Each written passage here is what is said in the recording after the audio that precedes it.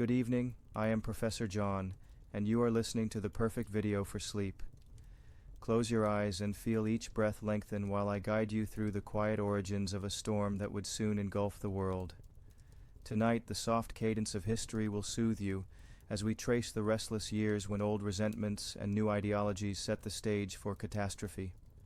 The Great War had ended in 1918, yet its shadows lingered. In Germany, bitterness over the Treaty of Versailles mixed with crushing hyperinflation and mass unemployment. Into this turbulence stepped Adolf Hitler, whose fiery speeches promised rebirth through unity and revenge. Across the Rhine, France sought security behind the Maginot Line, vast concrete fortifications dug into border soil like anxious furrows on a brow. Britain, still mourning its fallen generation, favored appeasement, hoping that measured concessions might calm the German volcano before it erupted. To the east, the Soviet Union under Joseph Stalin embarked on blistering 5-year plans, wrenching rural peasants into factory schedules that hammered iron, steel, and human endurance into a new industrial colossus. Farther east still, Imperial Japan eyed resource-rich China, believing destiny required continental dominion. Italians under Benito Mussolini gazed across the Mediterranean, dreaming of African colonies that would restore Roman grandeur. Everywhere, the global depression pinched wallets and widened fears, leaving ordinary citizens ripe for leaders who spoke in thunderous certainties. In 1933, as winter winds whipped Berlin's streets, Hitler became chancellor. He moved swiftly, banning rival parties, dissolving unions, and stitching swastikas onto state life. That same year, Germany withdrew from the League of Nations, signaling disdain for collective diplomacy. 2 years later, the Saar region voted to rejoin the Reich, and banners fluttered above cheering crowds. Remilitarization of the Rhineland followed in 1936, as German troops marched into a demilitarized zone while jittery French soldiers remained behind their concrete wall. The gamble succeeded. The facade of Versailles cracked. Meanwhile, Europe watched a rehearsal for total war unfold in Spain. When civil conflict erupted in 1936, Germany and Italy supplied planes, tanks, and advisors to Francisco Franco's nationalists. The Soviet Union backed the Republican side, while Western democracies hesitated. Cities like Guernica felt the first deliberate terror bombings, their smoldering ruins a dire prophecy. Volunteers from many nations formed the international brigades, proving idealism still stirred beneath the era's cynicism. Yet after 3 bitter years, Franco triumphed. Fascism claimed another foothold, and Europe's moral compass flickered unsteadily. In Asia, Japan seized Manchuria in 1931, renaming it Manchukuo, then launched a full-scale invasion of China in 1937. The rape of Nanjing, where soldiers slaughtered civilians with chilling abandon, revealed a brutal conviction that might justify domination. Western powers issued protests but little else, distracted by domestic woes and mounting European crises. Emboldened by limited resistance, Japan signed the Anti-Comintern Pact with Germany and Italy, binding 3 militarized states in ideological fellowship. Back in Europe, Anschluss fused Austria to Germany in March 1938, greeted by orchestrated parades and uneasy silences. 6 months later at Munich, Britain's Neville Chamberlain and France's Édouard Daladier ceded the Sudetenland, Czechoslovakia's fortified frontier, in exchange for Hitler's promise of no further territorial demands. Chamberlain returned to London proclaiming, "Peace for our time," yet within half a year, German troops swallowed the remainder of Czechoslovakia, exposing appeasement as wishful mirage. As summer 1939 ripened, diplomats scrambled. Stalin, wary of Western hesitation, signed a non-aggression pact with Germany on August 23, shocking capitals worldwide. Secret clauses carved Poland and the Baltic states into spheres of influence, laying kindling across Eastern Europe. The stage was set, the match awaited. At dawn on September 1, 1939, German forces surged into Poland under skies buzzing with Stuka dive bombers. 2 days later, Britain and France declared war. The embers of tension burst into a firestorm that would blaze for 6 relentless years. Exhale gently and picture candlelight flickering against maps in dim war rooms. Feel the hush before thunder, the collective breath the world held on that September morning. Tomorrow we will follow armies across continents, yet for now let the quiet prelude settle over you like a soft blanket. Rest in the knowledge that even vast tragedies begin with subtle shifts, reminders of the fragile threads that connect decisions, hopes, and destinies. Drift deeper into sleep, and when you next awaken, we will step into the war's expanding flames together. World War II, a global conflagration, 1939-1945. Part 2, the Axis Ascendant, 1939-1941. Breathe in slowly, dear listener, and feel your pulse settle. Though armies march and cannons roar in the narrative ahead, my words will remain measured, carrying you like a gentle current through turbulent history. Close your eyes as we enter the phase when Axis powers seemed unstoppable, sweeping across landscapes from Norway's fjords to North Africa's deserts. After Poland's swift collapse, Europe witnessed a deceptive lull, the phony war. Along the Western Front, trench lines sat hushed beneath autumn rains, while city dwellers darkened windows against imagined air raids. Yet in April 1940 the illusion shattered. German paratroopers descended upon Denmark and Norway, securing iron ore routes vital for war industry. Britain attempted a rescue at Narvik's icy port, but the Wehrmacht entrenched itself, unveiling a new vocabulary of blitzkrieg, lightning war driven by speed, coordination, and overwhelming surprise. May 10, 1940 dawned with thunderclaps of artillery as panzer divisions burst through the Ardennes, terrain Allied planners deemed impassable. Belgium, the Netherlands, and Luxembourg fell in days. The Maginot Line was outflanked. British expeditionary forces, alongside French units, retreated to Dunkirk's shrinking perimeter. There, under smoke and Luftwaffe strafing, a flotilla of naval vessels and civilian boats evacuated more than 300,000 troops. The miracle of Dunkirk salvaged manpower but not material. France's fate was sealed. Paris surrendered on June 14th, and an armistice split the nation between direct German occupation and the puppet Vichy regime. Across the Channel, Britain stood alone. Winston Churchill's speeches, resolute, thunderous, yet strangely comforting, echoed over radio waves. We shall never surrender. Hitler planned Operation Sea Lion, a cross-channel invasion contingent on destroying the Royal Air Force. The Battle of Britain commenced in July 1940. Dogfights unfolded against summer skies. Radar stations glowed with flickering signals. Despite near-continuous raids the RAF endured, aided by home advantage and the resilience of pilots, later dubbed the Few. By October, German losses forced postponement of invasion, and Britain's survival offered the world a glimmer of hope. Frustrated, Hitler turned eastward, yet first sought to secure southern flanks. In North Africa, Italian forces advanced toward Egypt, dreaming of Suez, but British Commonwealth troops counterattacked, capturing tens of thousands. Alarmed, Hitler dispatched the Afrika Korps under Erwin Rommel, whose daring maneuvers reclaimed territory and pushed to the gates of Tobruk. Swirling sandstorms and long supply lines transformed the desert into a chessboard of tanks, minefields, and mirages, fighting that foreshadowed strategic resource struggles worldwide. Simultaneously, Germany extended influence in the Balkans. Yugoslavia's government fell after a coup, prompting swift invasion in April 1941. Greece, already resisting Italian aggression, was overwhelmed by German airborne assaults at Crete, a battle where paratroopers paid dearly, yet secured the island. These campaigns delayed, but did not alter, Hitler's grand design: annihilation of the Soviet Union.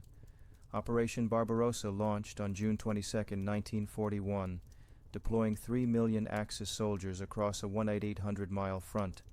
Columns of panzers thundered toward Leningrad, Moscow, and Kiev, shattering Soviet defenses and capturing hundreds of thousands.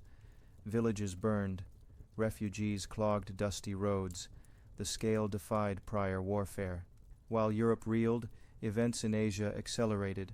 Japan, mired in China's vast landscape, eyed Southeast Asia's oil and rubber. In September 1940, Japanese troops entered French Indochina. The United States, alarmed, imposed escalating embargoes, culminating in a freeze on oil shipments by July 1941. Facing dwindling fuel reserves, Japan's leaders resolved on expansion, gambling that a crippling strike on the U.S. Pacific Fleet would prevent interference. Plans for Pearl Harbor began to crystallize beneath secrecy and rising tension. As you inhale slowly, imagine a night sky peppered with distant searchlights, engines droning overhead yet muffled by blankets of cloud. Feel the world teetering on a precipice, victory seemingly favoring the Axis. Let the anxiety fade within the steady rhythm of your breathing. Though storms gather, remember that time's river will carry us to turning points still unseen, and my calm narration will continue to shepherd you toward restful slumber. World War II, A Global Conflagration, 1939-1945, Part 3, Turning the Tide, 1941-1943. Settle deeper into your pillow and hear the quiet footsteps of fate shifting direction. For 2 years, Axis banners advanced triumphantly, yet in these pivotal seasons, momentum began a slow, decisive swing. My voice will remain gentle, describing fierce clashes in tones soft enough to lull you toward dreams. The first tremor came in the Pacific. At dawn on December 7, 1941, Japanese aircraft glided over Oahu's calm waters. Torpedoes streaked toward battleships. Flames leapt skyward as oil-slicked harbor waters burned. By day's end, the U.S. Pacific Fleet lay crippled, but not defeated. Aircraft carriers, fortuitously at sea, survived.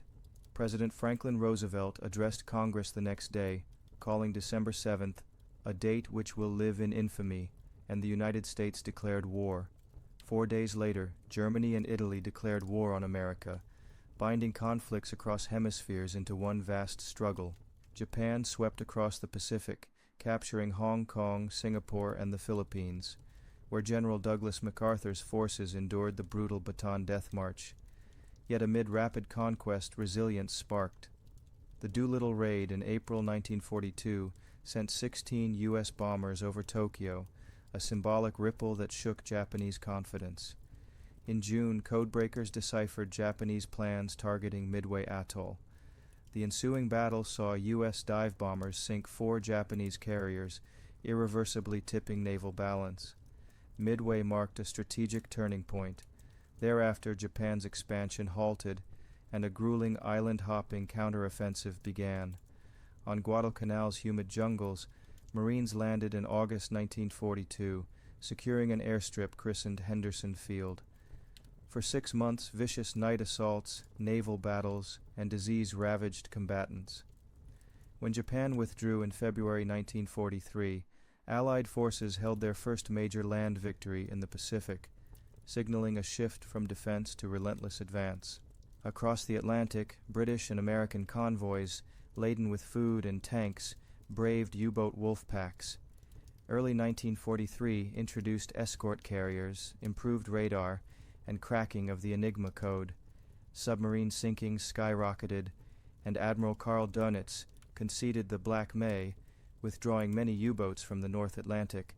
Supply lines strengthened, preparing the Allies for offensives yet to come. In North Africa, Rommel's thrust toward the Nile stalled at El Alamein. There, in October 1942, British Eighth Army under Bernard Montgomery launched a massive barrage. The desert night lit with artillery flashes. By dawn, infantry and armor pressed forward. After weeks of attrition, Axis forces retreated westward. Operation Torch followed, landing American and British troops in Morocco and Algeria under commanders Dwight D. Eisenhower and George S. Patton. Caught between Montgomery from the east and Eisenhower from the west, Axis armies surrendered in Tunisia by May 1943, clearing North Africa and opening paths into southern Europe. Yet the war's heaviest weight bore down on the Eastern Front. Operation Barbarossa's initial fury had driven to Stalingrad's banks by late 1942. There, amid shattered factories and icy winds, Soviet soldiers clung to rubble as snipers stalked ruins. In November, Marshal Georgy Zhukov unleashed Operation Uranus, encircling Sixth Army in a tightening ring. Supplies dwindled, frostbite gnawed. Hitler forbade surrender, but on February 2, 1943, Field Marshal Friedrich Paulus capitulated. Nearly 300,000 invaders were dead or captured. Stalingrad's outcome stunned the world, proving the Wehrmacht not invincible. The following summer, both sides massed armor near Kursk. On July 5, 1943, engines roared across rolling wheat fields in the largest tank battle in history. Soviet defensive belts, dense with mines and anti-tank guns, blunted German assaults. Counterattacks erupted. Flaming hulks littered the steppe. After 10 days, Hitler canceled the offensive. The Red Army seized initiative, launching relentless pushes westward, a colossal tide impossible to stem. Even as front lines shifted, civilian suffering weighed heavily. Allied bombers escalated strategic raids over Germany, culminating in Hamburg's Operation Gomorrah, where incendiaries created a firestorm that consumed entire districts. Debates on morality and efficacy simmered, yet leaders pressed on, convinced of hastening victory. In occupied Europe, resistance movements gained strength, striking rail lines and transmitting intelligence that guided Allied planning. Let these images drift like distant thunderclouds seen from a safe valley. The turning of the tide reminds us that momentum is never eternal. Perseverance can reshape destiny. Breathe softly, embracing the comfort that even amid hardship, hope germinates, taking root and stretching steadily toward the light. World War II, a global conflagration. 1939 to 1945, Part 4, Collapse, Aftermath, and Legacy, 1943-1945. Rest easy as our narrative approaches resolution. Though battles intensify, their trajectory points toward closure. My voice will remain calm, tracing the final arc from fierce offensives to fragile peace. Following victories in Africa, the Allies struck Europe's soft underbelly. In July 1943, they landed on Sicily, spearheaded by paratroopers descending beneath moonlit canopies. Rommel's seasoned units withdrew to mainland Italy, yet the operation toppled Mussolini. By September, Allied troops crossed the Strait of Messina and raced up the peninsula against entrenched German defenders. Mountain ranges, narrow roads, and winter rains slowed progress, but each mile reclaimed sapped Axis resources. Rome fell on June 4, 1944, symbolizing fascism's demise. 2 days later, the greatest amphibious assault in history commenced. On D-Day, June 6, 1944, Allied ships spanning the horizon delivered over 150,000 soldiers onto Normandy's beaches. Despite heavy casualties at Omaha, beachheads linked by nightfall. The hedgerow campaign that followed was grueling, yet by August, Paris was liberated, its boulevards echoing with jubilant crowds. Meanwhile, Operation Bagration unleashed Soviet forces against Army Group Center. In summer 1944, entire German divisions disintegrated, Minsk fell, the Red Army surged toward Warsaw and the Baltic. Simultaneously, partisans sabotaged supply lines. By January 1945, Soviet troops stood on the Oder River, 50 miles from Berlin. In the west, Allies crossed the Rhine at Remagen's captured bridge, flooding armor into Germany's heartland. In the Pacific, island hopping drew closer to Japan. Saipan, Guam, Leyte, each name earned in blood and coral. At Leyte Gulf in October 1944, the largest naval battle ever fought shattered Japan's remaining fleet. On Iwo Jima's volcanic ash in February 1945, Marines raised a flag atop Mount Suribachi, an image of resolve. Okinawa followed, claiming over 200,000 military and civilian lives amid typhoons of steel, revealing grim prospects for a mainland invasion.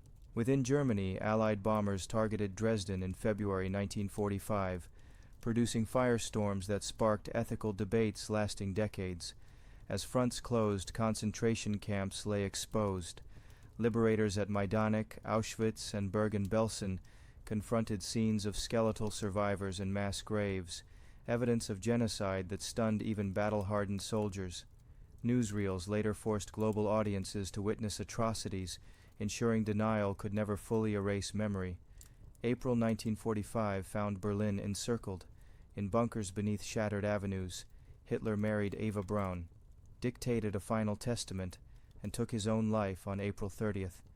German forces surrendered unconditionally on May 8th, Victory in Europe Day. Jubilant crowds filled Times Square and Trafalgar Square, yet celebrations were tempered by knowledge that half a world away, fierce combat endured. American B-29s, operating from Tinian and Guam, firebombed Tokyo on March 9–10, 1945, killing an estimated 100,000 in a single night. Still, Japan's militarist cabinet refused surrender. President Harry Truman, informed of the Manhattan Project's success, chose to deploy atomic bombs to avoid an invasion projected to cost millions of lives. On August 6, 1945, a blinding flash over Hiroshima leveled the city.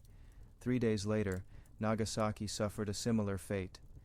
Emperor Hirohito, invoking profound self-reflection, announced capitulation on August 15th. Formal surrender aboard USS Missouri on September 2nd ended the global conflict. The war's human cost was staggering: roughly 70 million dead, continents scarred, families dispersed. Yet seeds of renewal sprouted. The United Nations Charter, signed in June 1945, aimed to foster dialogue over warfare. The Marshall Plan poured billions into European reconstruction, knitting former foes into interdependent economies. In Asia, land reforms and new constitutions sought stability. The Nuremberg and Tokyo tribunals established precedents for prosecuting war crimes, declaring that individuals, not just states, bear responsibility for atrocities. The Cold War soon cast fresh tensions, but collective memory of 1939 to 1945 remained a cautionary beacon. International cooperation in science, culture, and human rights flourished amid rivalry, proving humanity capable of balancing competition with shared purpose. Now inhale gently and picture ruined cities rising anew, cathedrals rebuilt stone by stone, children's laughter echoing in once silent streets. Feel the war's thunder ebbing into distant rumble, replaced by the steady hum of rebuilding.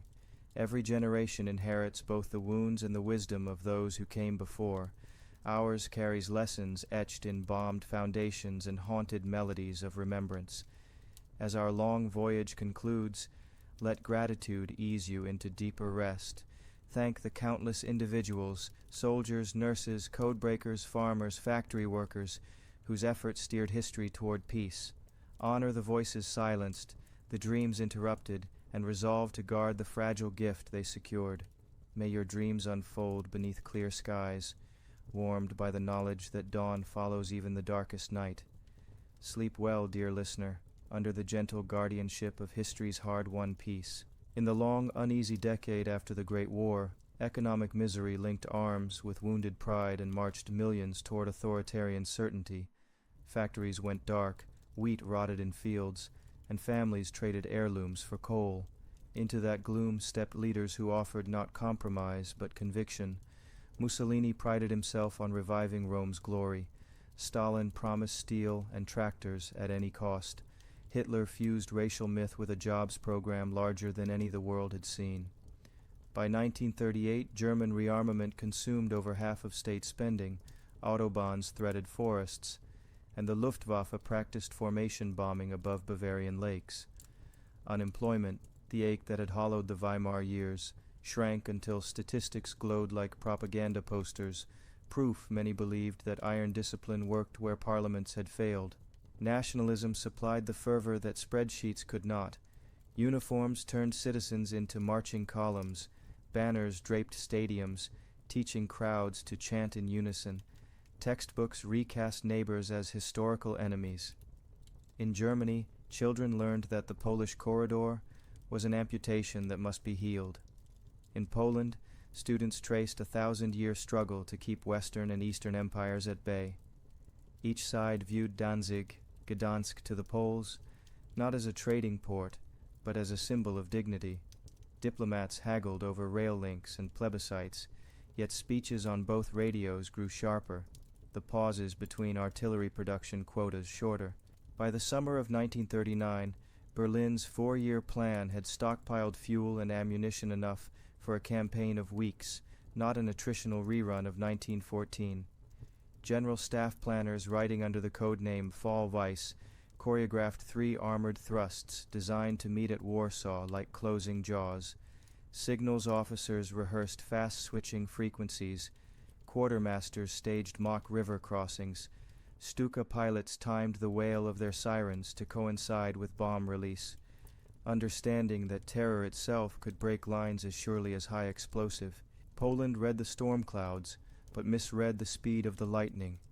Its treasury, far smaller than Germany's, still financed a modern central industrial district and brand-new fighter prototypes, projects scheduled to mature in the 1940s. Mobilization plans, however, required locomotives rumbling for days across open countryside, and French advice urged restraint lest Berlin seize mobilization as a pretext for war. Thus, on the evening of 31st August, many Polish units remained hundreds of kilometers from their defensive sectors, asleep in garrisons or rattling slowly north by rail. First light on 1st and September opened like a shattering pane of glass. At 4:45 a.m., the pre-dreadnought battleship Schleswig-Holstein, on a courtesy visit to Danzig, elevated its guns and blasted the tiny Polish depot on Westerplatte. Simultaneously, the Luftwaffe struck rail yards in Krakow, airfields near Łódź, and bridges across the Vistula. Dive bombers spun earth and sky into one gray whirl, muffling screams beneath sirens that sounded like descending banshees. On land, Panzer IVs led spearheads through fog wet with late summer dew, radios crackling precise coordinates to fast columns behind them. Horse-drawn artillery could not keep pace. This was movement war conducted in 3 dimensions, and every mile gained freed fuel for the next dash forward. Yet the campaign was no parade. Outside the village of Mokra, the 21st Ulan Regiment dismounted beside forest tracks, waited until German armored cars closed to pistol range, then unleashed concentrated anti-tank fire that scorched the morning haze. For hours, Polish horsemen, fighting as infantry, held a corridor vital to evacuations from the industrial city of Łódź. At the Westerplatte Peninsula, barely 200 defenders endured 7 days of naval shells and point-blank flamethrowers, signaling each dawn with bugle calls that mocked repeated demands for surrender. Warsaw, girded by 19th-century forts and 20th-century determination, became the campaign's crucible. Mayor Stefan Starzyński organized bucket brigades and makeshift hospitals in school basements, telling citizens by radio, "We will endure as long as there is a drop of blood in our veins." German 99th Panzer Corps reached the suburbs on 8 September, but met barricades of overturned trams and cobblestones. Street by street, apartment stairwells became firing steps. Courtyards, once strung with drying laundry, echoed with machine gun bursts.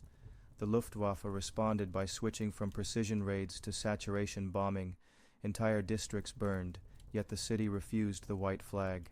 While Warsaw fought, Polish High Command attempted a desperate counteroffensive along the Bzura River. From 9 to 18 September, infantry and cavalry under Generals Kutrzyba and Bortnowski struck the flank of 2 German armies, recapturing villages and briefly threatening supply dumps.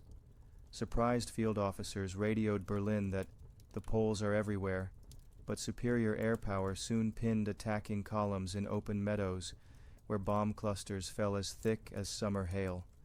The counterstroke bought precious days for units retreating southeast toward the so-called Romanian bridgehead, but it could not reverse the tide. At 3 a.m. on 17 September, Polish border guards in the east saw new silhouettes, T-26 tanks of the Red Army rolling west under orders to protect kinfolk. Germany's secret clause in the Molotov-Ribbentrop Pact now came alive. Poland would be sliced in 2, its government broken before Allied reinforcements could even unload in French ports. Communications collapsed. Commanders who tried to fight Soviets found themselves caught between steel jaws, front and rear. Military cadets hid unit colors beneath chapel floors, swearing to retrieve them on some later, brighter day. By 28th September, Warsaw lay a skeletal shell, food stores gone, water mains shattered. Civilians gathered around improvised white flags painted on bed linens. The fortress of Modlin capitulated a day later. The Hell Peninsula garrison fired its last shells on 2nd October. In 5 weeks, Poland had lost 70,000 soldiers killed and over 700,000 taken prisoner, yet German armored divisions recorded serious attrition, 1 in 4 tanks out of action, foreshadowing logistic strains in campaigns to come. Civilian agony did not wait for armistice. Nazi planners arrived with blueprints for Lebensraum. Villages near Łódź emptied overnight, their residents shoved into cattle cars bound for the general government or forced labor in the Reich. In the east, NKVD officers compiled arrest lists targeting officers, priests, and professors. Thousands vanished into Belarusian forests, and months later, Caton graves. Even so, the Polish underground state formed with astonishing speed. Within weeks, clandestine presses printed new school textbooks. Couriers bicycled across snowbound lanes, carrying reports that would inform London throughout the war. International reaction proved slow but decisive. Britain and France declared war on 3rd September, yet launched no major ground assault during the 8-month phony war. Still, economic gears engaged. British factories turned out Spitfire wings, French shipyards laid keels for corvettes, and American neutrality acts tilted subtly toward Allied credit. Observers studying Poland sent urgent memoranda. Static trench doctrine was obsolete. Effective air defense and mobile reserves would decide the next battles. In this way, Poland's tragedy became Western Europe's belated warning. Blitzkrieg's mystique often eclipses its limitations. The campaign revealed that armored thrusts outran fuel trucks within days, that mud could slow half-tracks to a horse's pace, and that determined infantry, if supported by even light anti-tank guns, could stall steel at choke points unseen on high-level maps. These lessons would shape the hedgerows of Normandy and the snows of the Eastern Front alike. Among Poland's ruins, ordinary humanity persisted. Nuns in Lublin cradled orphaned infants as shells burst beyond convent walls. Railway workers sabotaged points to derail occupation supply trains. Villagers in the Tatra foothills guided escapees along moonlit paths into Slovakia and onward to France. Each quiet act carved a small sanctuary of conscience inside Europe's widening darkness. Reflect now on those early autumn weeks. Locomotives howling through pre-dawn mist, streets paved with golden leaves scattered by concussions, refugees whispering lullabies beneath straw-topped wagons. The lightning war that began in Poland did not end there. It sparked a conflagration that would circle the globe, yet within that blaze flickered innumerable sparks of resistance, proof that even when economies fail and nationalism distorts, the human spirit can still choose courage over surrender. Let this understanding settle over you like soft nightfall. Picture shattered bridges rebuilt of fresh timber, fields plowed anew when snow retreats, books reopened in clandestine classrooms until daylight returns. Knowledge of past tribulations gently held becomes a shield against future tempests. Breathe slowly, and with each exhale, imagine sirens fading into distant hills, replaced by the quiet rustle of birch leaves under a calm, forgiving sky. Blitzkrieg's mechanical roar first echoed across Poland and then thundered into Western Europe, dismantling military doctrines that still assumed weeks to mobilize, months to break fortified lines, and years to decide a war. In May 1940, the Ardennes forest, dismissed by Allied planners as too dense for armor, shuddered under grinding tracks as 7 panzer divisions burst from shadowed tree lanes onto the Meuse. Pontoon bridges, erected in pre-dawn fog, carried tanks so quickly that French artillery observers radioed back phantoms when their range tables failed to explain how enemy armor had materialized behind wooded escarpments.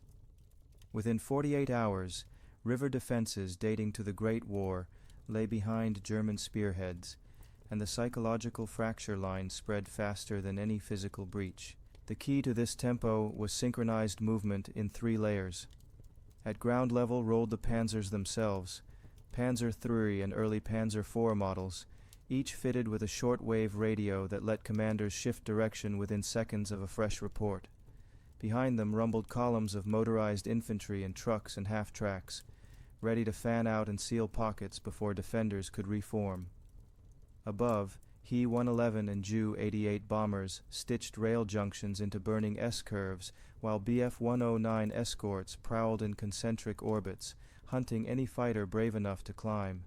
The sky was not merely a backdrop, it was the campaign's nervous system, transmitting information and force simultaneously. On the ground, resistance often coalesced around choke points, a stone bridge, a forest defile, a village crossroads, but coordination gaps forced individual heroism to stand in for strategy. At Ston, French Char B-1 bis tanks lumbered into action, their heavy armor shrugging off numerous hits, yet without sustained air cover. Even these iron giants served as momentary obstacles rather than decisive wall. Belgian fortress Aben Emael, believed impregnable, fell to glider-borne sappers wielding shaped charges that cut cupolas like hollowed apples. Observers suddenly realized that vertical assault could negate years of concrete pouring in a single hour. Civilian experience fused awe and terror. Households woke to columns of refugees whose stories traveled faster than radio. Towns overrun, roofs ablaze, cavalry units overtaken by hard-edged machines that never seemed to pause for water or fodder. Roads became rivers of mixed traffic. Parisian limousines jammed between farm carts, school buses packed with hospital patients, mothers bicycling beside prams lashed to goat wagons. Once orderly national boundaries dissolved into a blur of dust and rumor, and people measured safety not in kilometers but in minutes ahead of the nearest engine growl. Yet blitzkrieg revealed limits even as it astonished.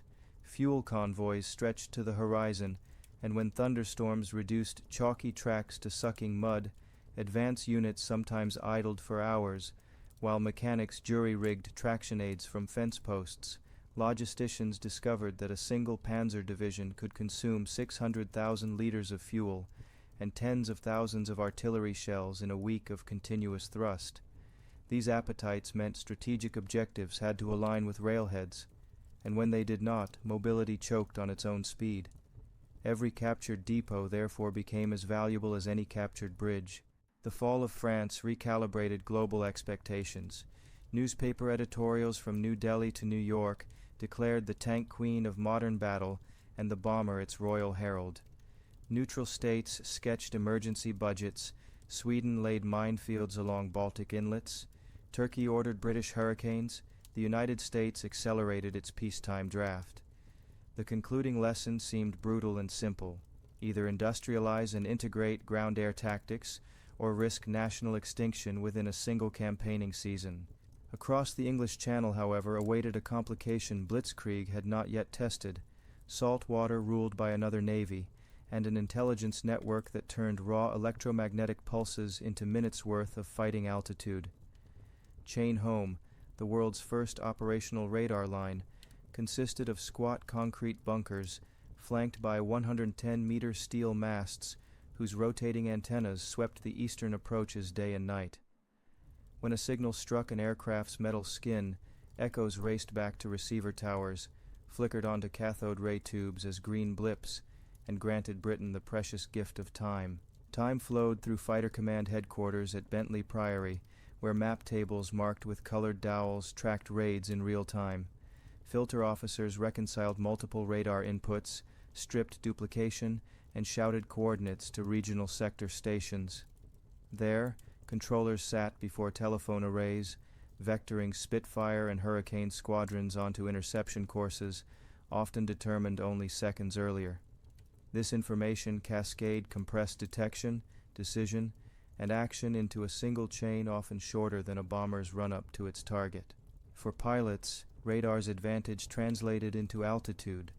A squadron scrambled from its grass dispersal field, clawed skyward, and, guided by calm voices over VHF, emerged sunup above incoming Dorniers. Diving into bomber formations, they converted potential energy into devastating speed, firing 8-gun broadsides that stitched wings and engines with converging 303 caliber streams. The trick was to climb unseen, strike once, and peel away before Messerschmitt escorts could respond. Radar made that geometry repeatable. July and early August 1940 saw Luftwaffe attacks probe convoys and coastal airstrips. Pilots measured one another's reach. Chain gun crews refined range estimates. Radar plots multiplied, some real, some ghost echoes from temperature inversions. Engineers hustled between sites repairing bomb damage, swapping charred antenna feeder cables for spares, daubing camouflage paint on towers now visible to enemy reconnaissance. Even partially blinded, Chain Home could still cue defenders, and commanders soon shifted their Schwerpunkt from radars to the fighter bases themselves. Thus began Phase 2, airfield attrition, Biggin Hill, Hawkinge, Tangmere, Kenley, their runways cratered, hangars shredded, and dispersal pens ablaze. Yet every night repair gangs poured asphalt, hammered sheet metal, and repainted landing stripes in lantern light. Pilots snatched 2 hours of sleep in bell tents, rose, and took off again, bleary, but airborne. Radar's early warnings ensured that even squadrons nursing battered infrastructure could be airborne at the critical moment.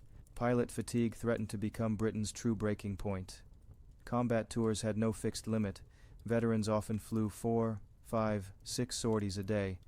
Eyes bloodshot behind stained goggles, they relied on ground crews who pumped glycol coolant and ammunition into aircraft as quickly as the propellers ticked still. Enter the Women's Auxiliary Air Force and ground staff, clerks, drivers, armorers, whose contribution kept engines and information humming.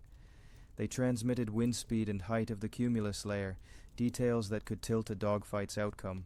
Hitler's strategic calculus assumed that sustained pressure on fighter command's nodes, airfields, radar towers, aircraft factories, would ground the RAF. But on the night of 24 of August, a stray German bomber jettisoned surplus ordnance over London. Churchill seized the opportunity for a retaliatory strike on Berlin.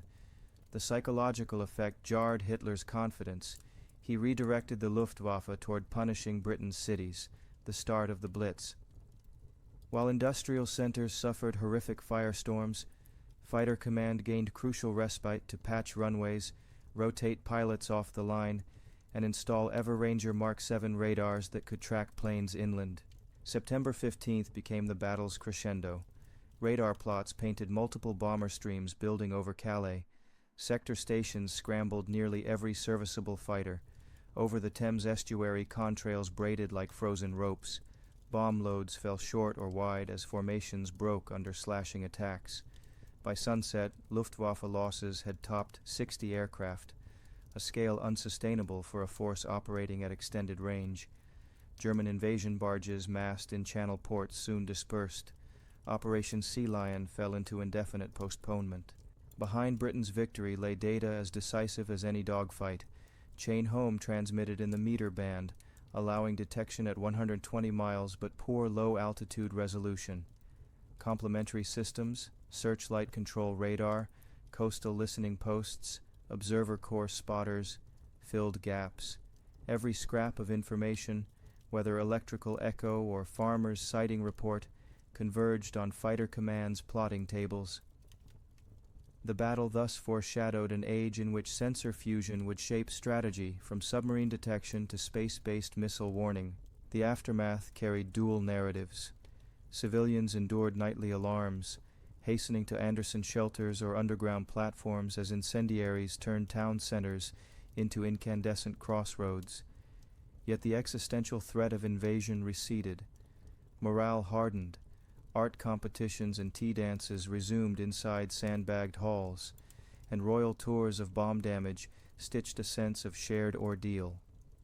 Across the Atlantic, American observers concluded that democracies could withstand total air assault, influencing Roosevelt's decision to enact Lend-Lease and commit the arsenal of democracy to Britain's side.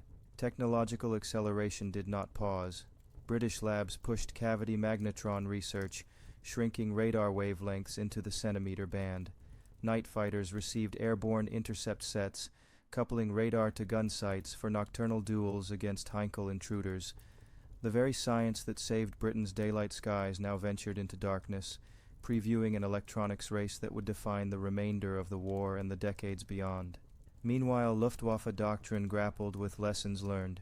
Commanders acknowledged that fighter escort range limitations crippled bomber effectiveness, prompting development of drop tanks and the twin-engined Me-110's eventual relegation from pure escort to night fighter role. Maintenance officers discovered that high-octane deterioration over long forward bases reduced engine performance. Fuel chemistry became as strategic as metallurgy. The tide had shifted. Tactics alone could not rescue an offensive starved of logistical reach and denied surprise by unseen beams of energy. In broader perspective, Blitzkrieg's opening flash and Britain's radar-backed stand illustrated two halves of a future contest: offense powered by velocity and coordination, defense multiplied by information and resilience. Later campaigns, from the Eastern Front's vast tank clashes to the Pacific's carrier battles, would combine and remix these elements, but the conceptual blueprint remained. Victory belonged not merely to the side with more machines, but to the side that linked machines, minds, and messages into a living, self-correcting network. When historians unroll Luftwaffe mission maps and overlay them with surviving chain-home log sheets, they witness a dynamic chess game, one side shifting squadrons minute by minute, the other adjusting raid altitudes and feinting with fighter sweeps. The central squares on that board were not beaches or capitals, but the invisible corridors where data became orders, and orders became altitude advantages measured in seconds. Thus the twin stories of Blitzkrieg's thunder and Britain's electric shield converge on a single truth. War's character changes when speed and knowledge intersect.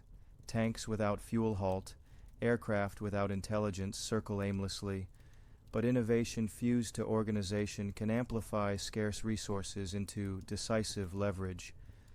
That principle, born amid the smoke of 1940, still shapes every command center that scans a radar scope or a satellite feed in search of vital seconds that separate survival from defeat.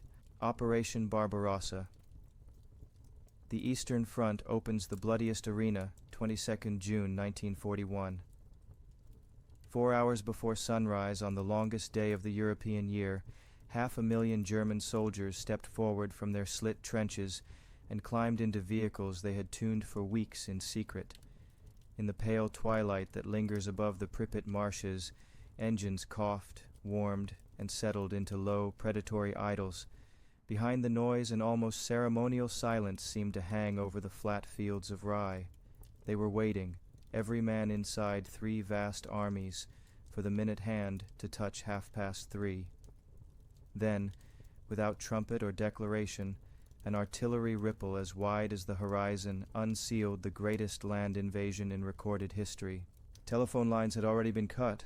Forward Soviet sentries, still rubbing sleep from their eyes, felt the ground tremble before they saw the muzzle flashes. On bridges spanning the Bug, on causeways sliced through swamp, on gravel tracks pressed into Lithuanian pine groves, the thunder of guns fused with the first whining dive of Stuka sirens. It took only seconds for the frontier to dissolve.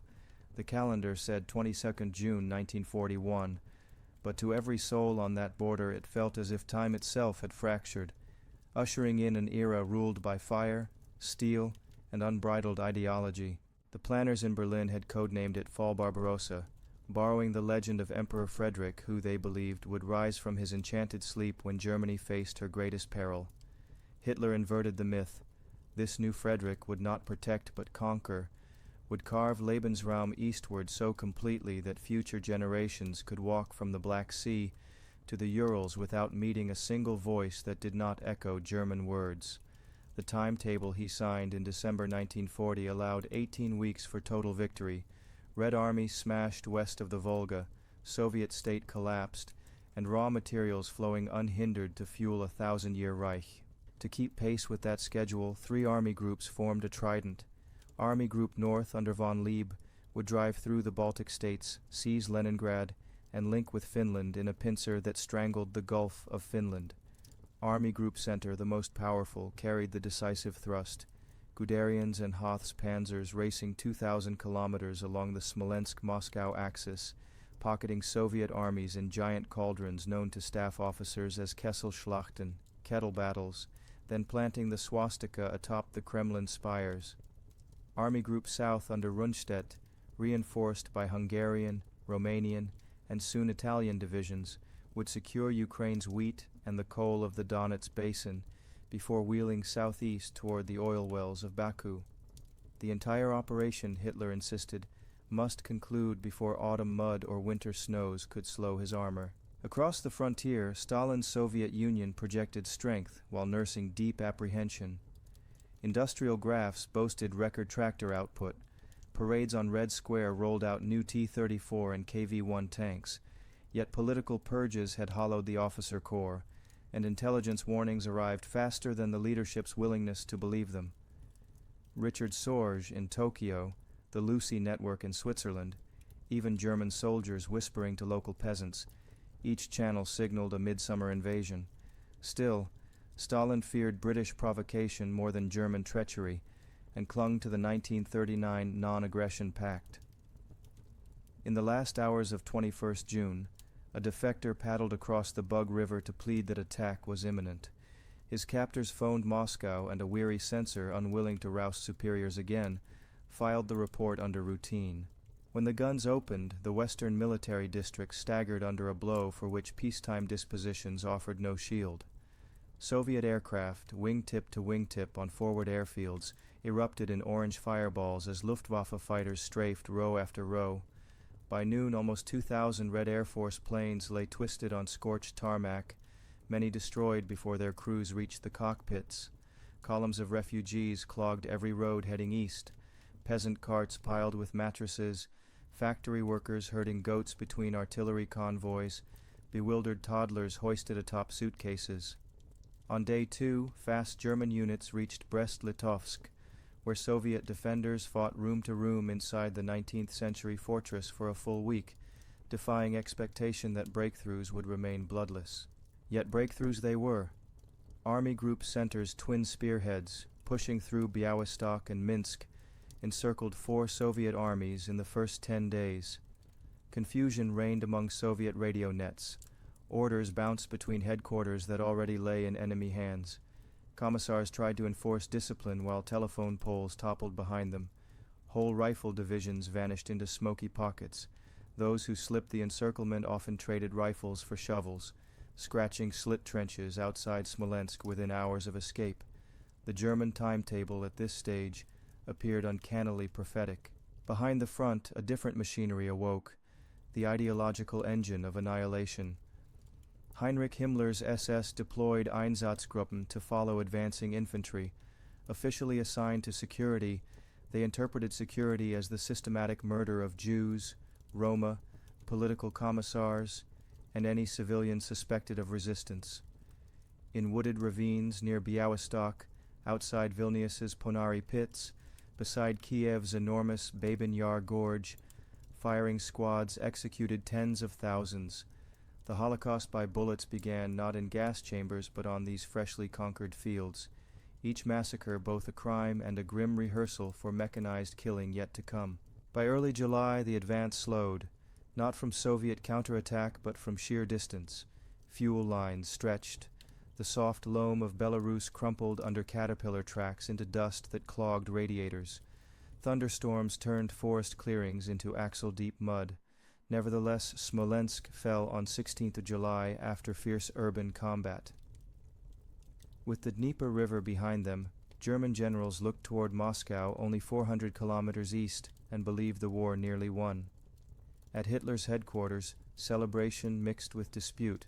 Should the panzers drive straight for the Soviet capital or pivot to destroy the economic heartlands of Leningrad and Ukraine? Logistics officers quietly warned that both goals could not be reached before winter. Hitler chose a split strategy, an instinctive decision that historians still debate. Army Group Center's armor was temporarily halted. Some divisions diverted north to assist Leningrad's siege, others south toward Kiev. Guderian protested, so did von Bock, but the order stood. This pause gifted the Red Army precious weeks. Reinforcements from Siberia and the Far East, units released once Sorge confirmed Japan would strike the United States rather than the USSR, boarded trans-Siberian trains, racing westward across 7 time zones.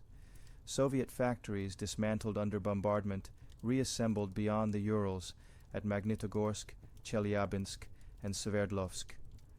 While machine tools still rattled on rail cars, workers forged tank hulls next to open-air furnaces, producing armor faster than the panzers could grind it down. In the north, Leningrad refused surrender.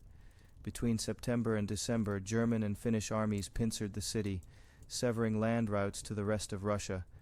Hunger tightened its belt. Daily bread rations shrank to 125 grams of sawdust-mixed dough. Families boiled leather to fashion a broth. Orchestras performed Shostakovich's newly written Seventh Symphony, while shells whistled overhead.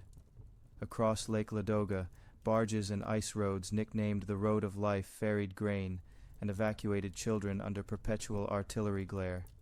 The siege would last 872 days, costing over 1 million civilian lives, yet it held, pinning 250,000 German troops who could not be spared for the Moscow drive. In the south, the diversion to Kiev forged the largest encirclement yet. By mid-September, German and Axis units trapped 665,000 Soviet soldiers west of the Dnieper. The victory seemed complete. Photographs showed columns of prisoners stretching to the horizon, but again time slipped away. The Rasputitsa autumn mud season loomed. Every extra kilometer between supply dump and front line meant trucks rotted on roads churned into chocolate-thick sludge.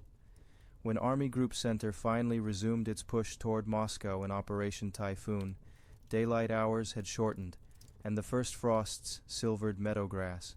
Still, the advance cut deep. Vyazma and Bryansk fell, producing new cauldrons and another 500,000 Soviet prisoners. German patrols reached the outskirts of Klin, Kalinin, and Solnekhnogorsk. Forward observers spotted the spires of the capital reflected faintly in the Moskva River. Panic flickered. Stalin prepared evacuation trains, then stiffened into resolve. On 7th of November, the anniversary of the Bolshevik Revolution, Red Army units marched across Red Square straight toward the front, a mere 40 kilometers away. Snow gusted around greatcoats. Stalin stood on Lenin's mausoleum and vowed that the fascist beast would be slain. The weather joined the Soviet side like a fourth front. Thermometers plunged to -30. German lubricants congealed. Breech blocks jammed. Tank engines refused to start without fires lit beneath crankcases. Many infantry still wore summer uniforms. Frostbite casualties reached 100,000 in 3 weeks. Soviet troops clad in sheepskin counterattacked with ski battalions and fresh T-34s, whose wide tracks skimmed over drifts that swallowed Panzer IVs to their turrets. On 5th of December, the Wehrmacht's forward edge rolled back, first in meters, then kilometers, until entire divisions fell into disorderly withdrawal. It was the first strategic defeat of Hitler's armies. Yet defeat did not mean retreat to pre-war lines. Winter stabilized the front roughly 200 kilometers from Moscow. Both sides licked wounds, planned spring blows, and entrenched ideological hatred. German High Command issued the Commissar Order, instructing field units to shoot political officers on sight. In response, Stalin branded the war a great patriotic struggle for motherland and civilization, dissolving earlier distrust that had fragmented Soviet society. Churches reopened to bless new regiments. Partisan cells germinated in forests, sabotaging rail tracks and ferrying reconnaissance across snow-buried frontiers. By spring, casualties on both sides dwarfed anything the Western Front had witnessed. More than 3 million Soviet soldiers were prisoners. German field armies, worn thin, received replacements barely trained. A village west of Rzhev might change hands 12 times in as many months, each time leaving fewer walls standing. The Ravens grew so accustomed to artillery that they perched on broken howitzer trails between barrages, taking flight only when the firing dialed into a sustained roar. In remote Kremlin offices, planners conceived a counterstroke codenamed Operation Uranus, but that would come later, around the distant city of Stalingrad. For now, the Eastern Front in 1941 closed under a pall of smoke and frozen breath, a vast wound stretching from the Baltic to the Black Sea. It had consumed more lives in 6 months than the Western campaigns had claimed in 2 years. Fields that once yielded wheat and flax now sprouted rusting shell splinters. Rivers that watered childhood afternoons of fishing ran black with pontoon grease and blood. Families learned to interpret absence as likely death. Telegrams rarely arrived. Instead, neighbors compared radio lists of propavshi bez vesti, missing, fate unknown. Across Germany, black Reichsbahn trains unloaded hospital cars of amputees and frost-burned youths whose letters home spoke not of triumph, but of endless forests and an enemy that refused to die. The promise of an 18-week war evaporated like breath on icy air, replaced by a dawning realization that the Reich had awakened forces it could neither annihilate quickly nor outlast easily. On 22nd of June 1941, the Eastern Front had opened as a gamble for rapid dominion. By December, it stood revealed as a blood mill vast enough to grind down empires. Hereafter, every strategic decision, from the Allies' Second Front debate to Japan's southern advance, would pivot on the scale of fighting between Berlin and Moscow. The road to victory or defeat for millions, whether in North Africa's deserts or the factories of Detroit, now curved through the snow-churned earth, where panzers first rolled past the bug that summer dawn. Within this maelstrom, individual acts of humanity flickered like candles in a gale. A Soviet nurse near Orsha spent Christmas Eve ferrying morphine across open ground, dragging each casualty on a sledge made from door planks. A German chaplain outside Vyazma hid Jewish children in a field ambulance, forging dog tags that listed them as Lutheran orphan refugees. Partisan couriers threaded frost-nettled pines, memorizing railway timetables to time explosives between troop transports and cattle cars. Their stories, scattered yet persistent, remind us that even in the bloodiest arena conscience can still rise, however briefly, amid ruins. When spring thaw unfroze shallow graves, bones surfaced in meadows where poppies would later grow. The front settled only temporarily. It would heave again at Kharkov, Sevastopol, Stalingrad, Kursk. But those are tales for another night. For now, let the canvas of 1941 lie before your closing eyes. Dawn gun blasts stretching from the Baltic Sea to the Carpathians, columns of captive soldiers trudging west under watchtowers, sleigh bells echoing across snowfields as Siberian divisions arrive at the gates of Moscow, and finally the whisper of new snow covering tank tracks, softening edges of shattered birch trees until the battlefield seems, from a great height, almost peaceful. Breathe out slowly, letting the distant roar fade to a hush. History's hardest lessons, held gently, can lull the heart toward rest, even as they caution the mind toward vigilance. In that silence between memory and dreaming, the fallen of 1941 keep watch, their sacrifice woven into the quiet you feel now. Sleep, then, beneath their unseen vigil, and carry forward the simple knowledge that understanding, even of tragedy, lights a path away from repetition. Pearl Harbor. The United States enters the war. 7th of December 1941. The Pacific Theater. A carrier chessboard knight still clung to the Hawaiian Islands when the first dots appeared on Oahu's primitive radar screens, too many, too close, and coming too fast to be a flock of birds. Minutes later, torpedo bombers skimmed only a few meters above Pearl Harbor's glass-still waters, their propellers throwing up silver ripples that seemed, for a heartbeat, almost peaceful. Then the first torpedo slammed into the battleship Oklahoma, and the harbor erupted in geysers of flame and black fuel smoke. In just under 2 hours, the Pacific Fleet lost 4 battleships sunk or capsized, 4 more damaged, 188 aircraft wrecked, and over 2,400 servicemen killed. America's long internal debate over war ended in an instant. By the time rescue parties were still prying sailors from overturned hulls, Congress had already drafted a declaration of war against Japan. The surprise did not come from ignorance of tension, but from misreading Japan's calculation of risk. Washington's embargoes had strangled Tokyo's oil lifeline, and negotiations dragged on while Japan's fuel reserves dwindled toward a single year. Japanese planners wagered that a crippling first blow might keep the United States negotiating, while the empire seized a shield of resources from Malaya to the Dutch East Indies. Admiral Isoroku Yamamoto, who had studied at Harvard and admired U.S. industry, designed the strike with chilly arithmetic, achieve absolute tactical surprise, destroy American capital ships, and hoped the nation's resolve would crack before her shipyards could spool up. The wager misjudged both American psychology and industrial depth. Even as smoke still curled above Ford Island, newspapers framed the attack as an unprovoked infamy, forging unity across isolationist and interventionist divides. By week's end, enlistment offices overflowed, Treasury bonds sold out, Midwestern factories petitioned for machine tool contracts before blueprints existed. The industrial behemoth Yamamoto feared began to awaken. Yet the Pacific War would not be decided by battleships. At Pearl Harbor, the U.S. carrier force, Enterprise, Lexington, and Saratoga happened to be at sea. This accident of scheduling transformed the theater overnight. With dreadnoughts crippled, carriers and their airborne striking range became the new queens on a chessboard that stretched from Alaska's Aleutians to the coral atolls of Micronesia.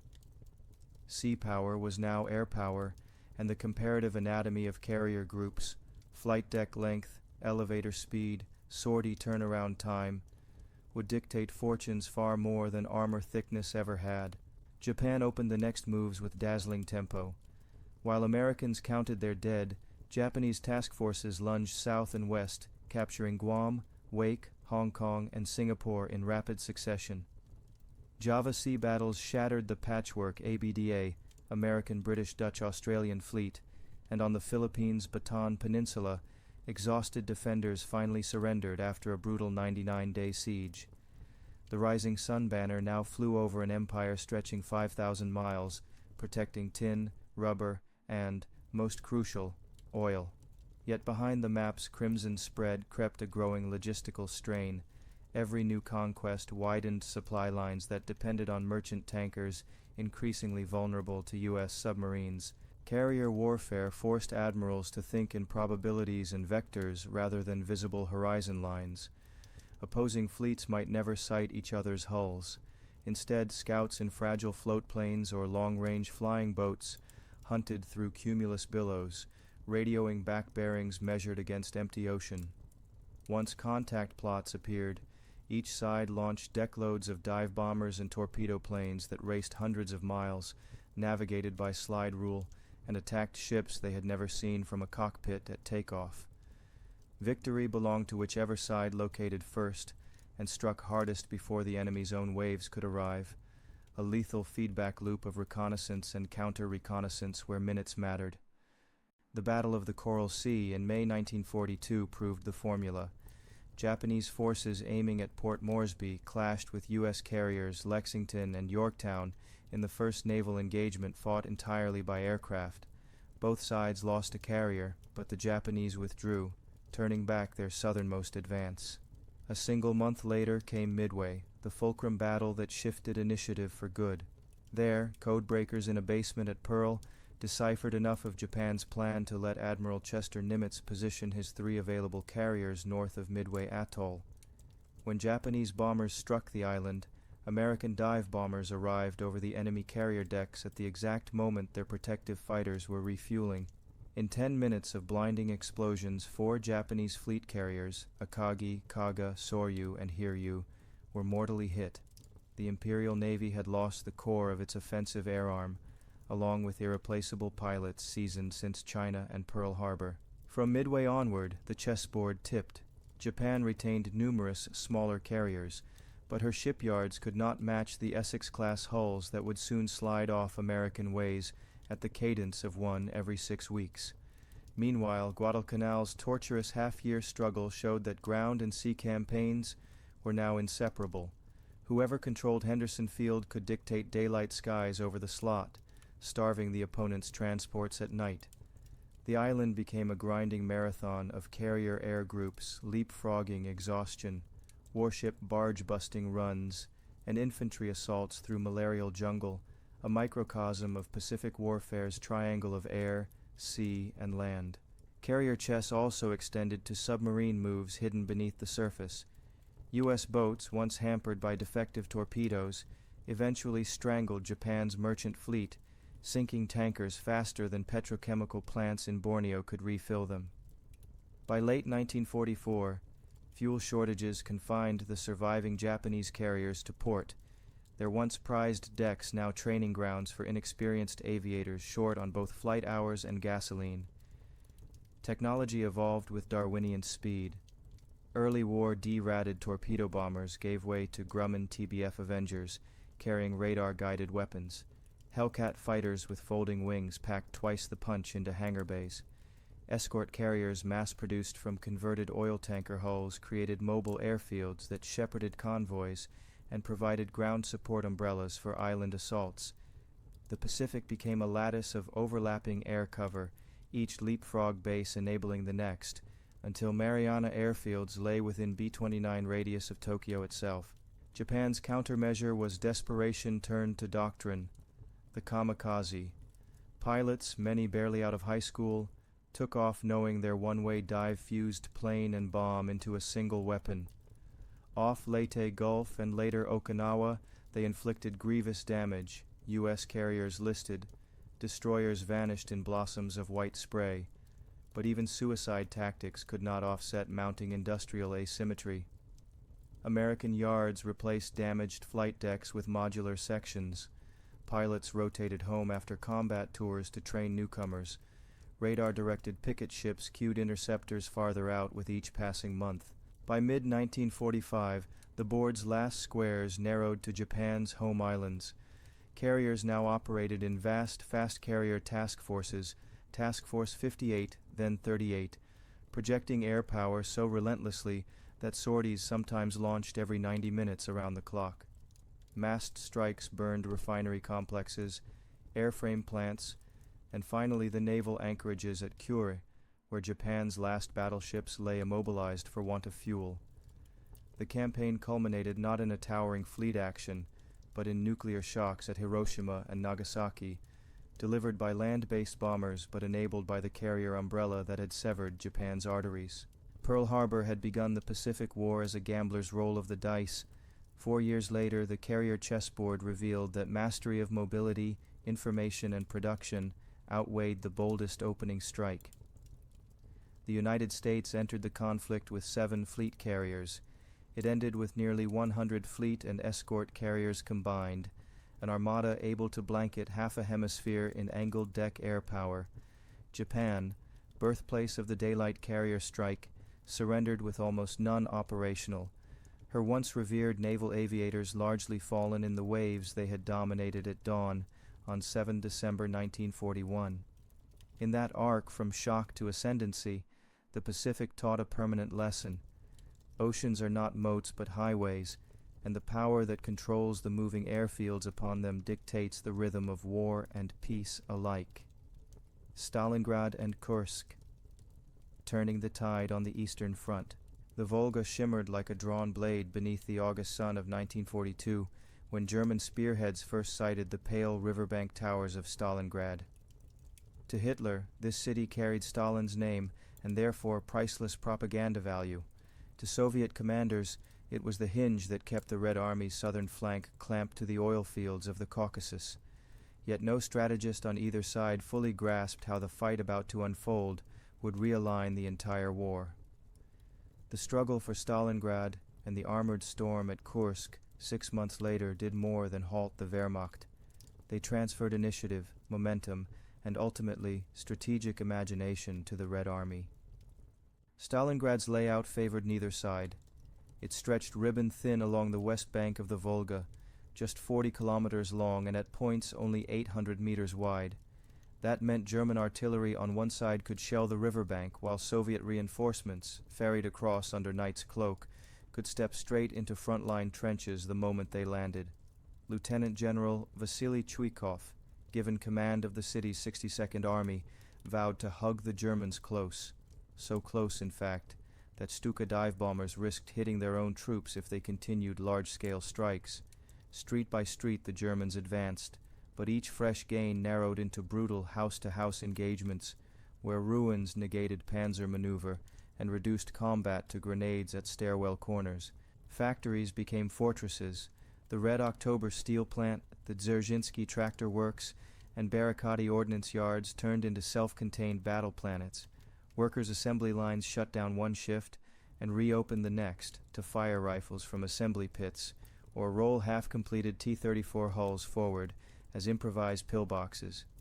Units fought for nondescript shell craters nicknamed the tennis racket or the lyre, their shapes discernible only on aerial maps, yet soaked with months-long rivers of blood.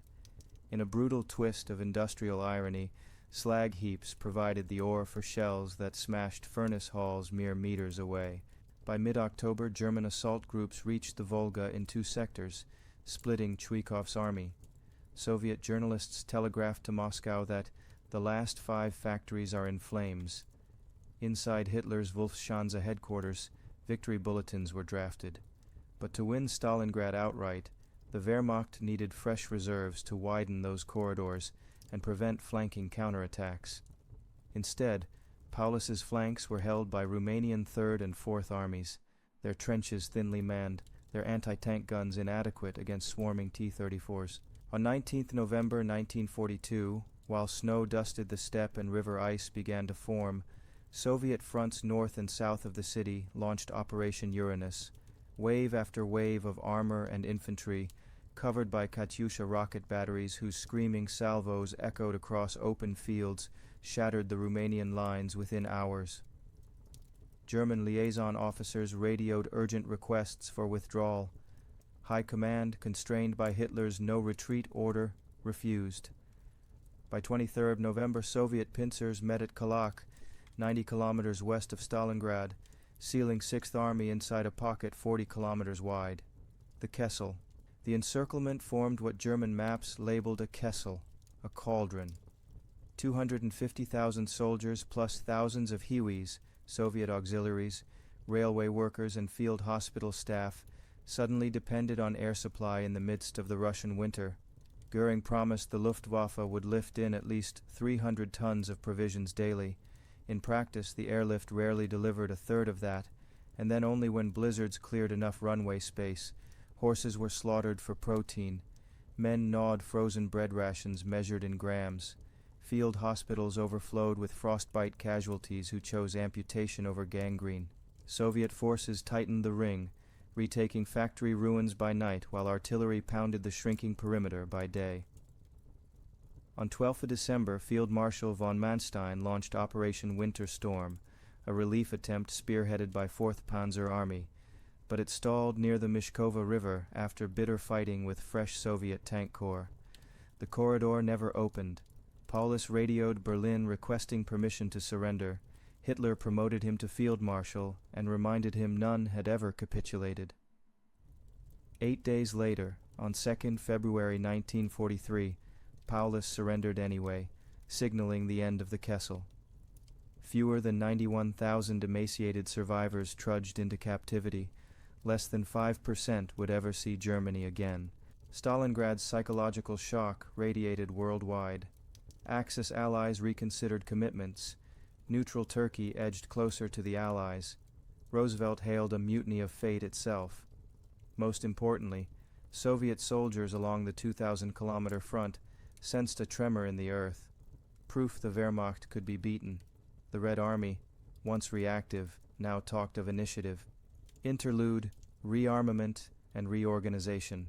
Between February and June 1943, both adversaries braced for the next collision.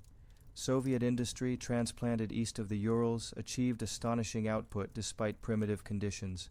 4,000 T-34s and 2,000 self-propelled guns rolled off lines in that window alone. In manpower, the Red Army's ranks swelled with 900,000 fresh recruits. Meanwhile, German production introduced new heavy armor, the Tiger Wine and the Panther, boasting thick, sloped plates and the fearsome 88mm gun. Yet these tanks demanded complex logistics, higher fuel consumption, and mechanics trained in precision rather than improvisation. The front line, after Soviet offensives following Stalingrad, formed a broad east-jutting bulge around the cities of Orel, Belgorod, and Kursk. To Hitler, this salient looked like a ripe pocket begging for a Kessel in reverse.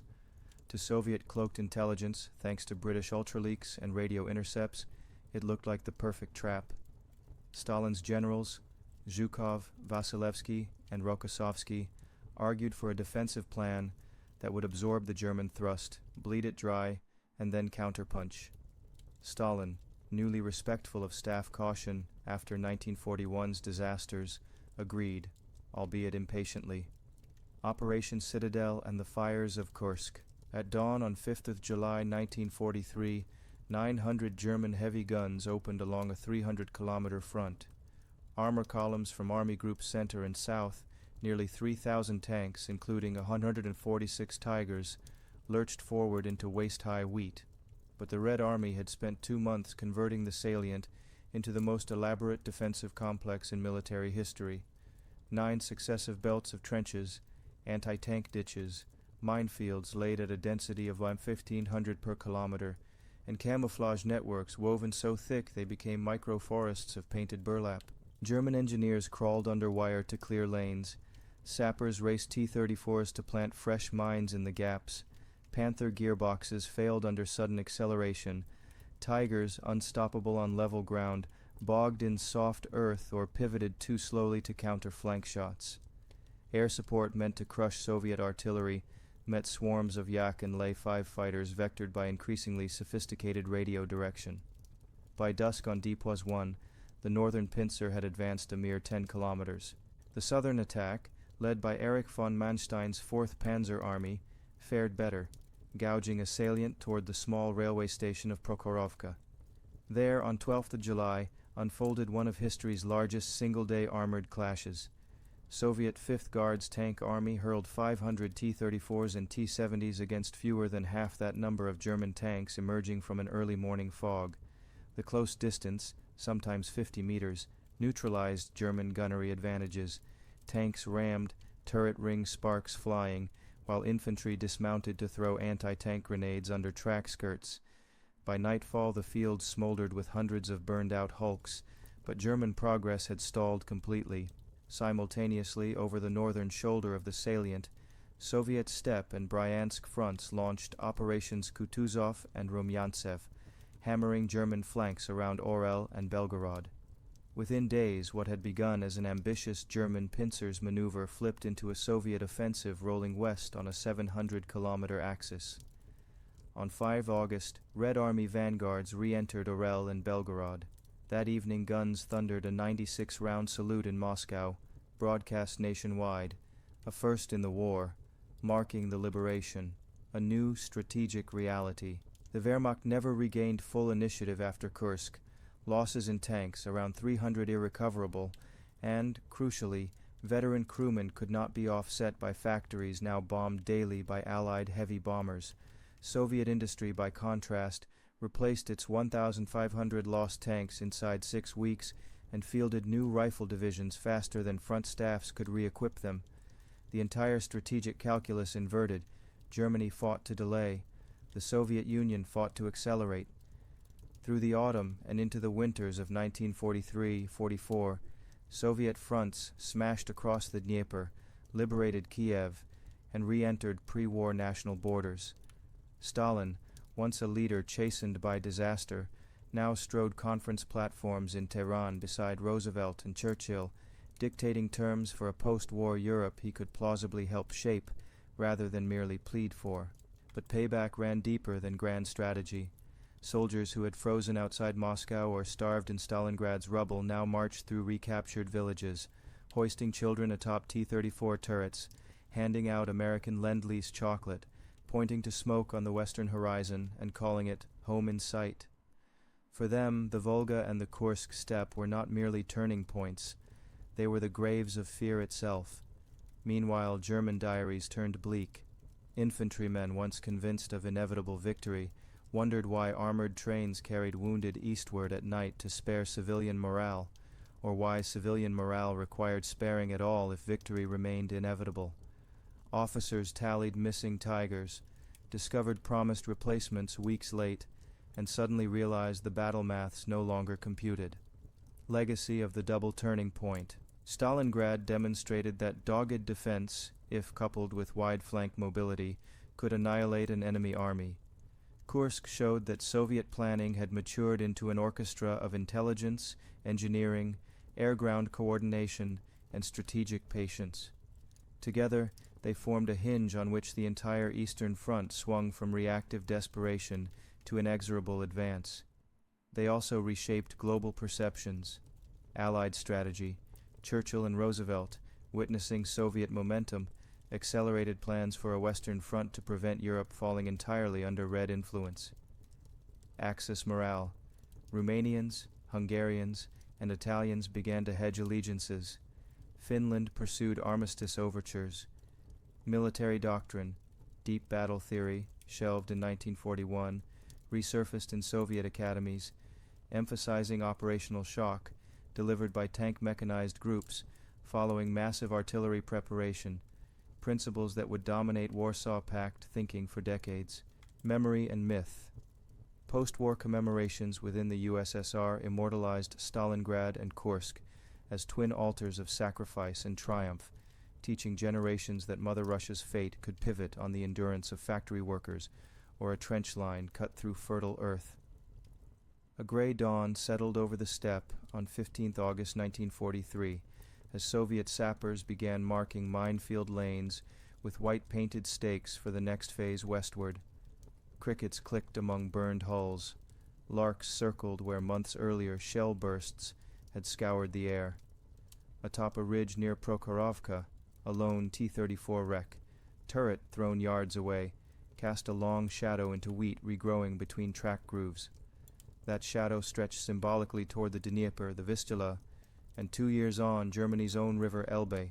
Behind it marched an army that had reinvented itself through fire, better armed, better led, buoyed by a moral tide impossible to quantify on situation maps, but plainly visible in every village liberated with accordion music and bread sprinkled with salt.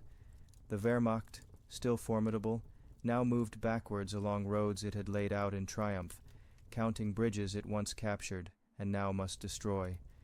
Thus, the tide of war on the Eastern Front, once a torrent racing toward the Volga, reversed its flow, and like any flood gone back to sea, it carried with it not only wreckage and regret, but also the seeds of a different landscape, one where the Red Army's steady drumbeat would set the rhythm until Berlin's Reichstag lay in ruins and new maps were drawn beneath Allied lamplight.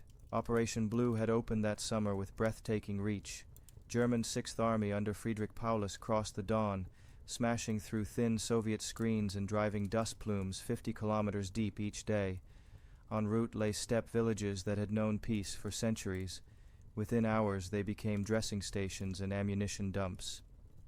Soviet Field Marshal Timoshenko's counterblows collapsed under Luftwaffe air supremacy, and by late August, German infantry were crouching on Stalingrad's northern suburbs, eyeing the city's warren of factories, rail yards, and brick workers' quarters.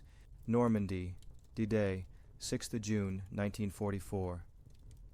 The Western Front returns to Europe. Darkness covered the English Channel like a drawn theater curtain, while the Allied stage crew worked feverishly behind it.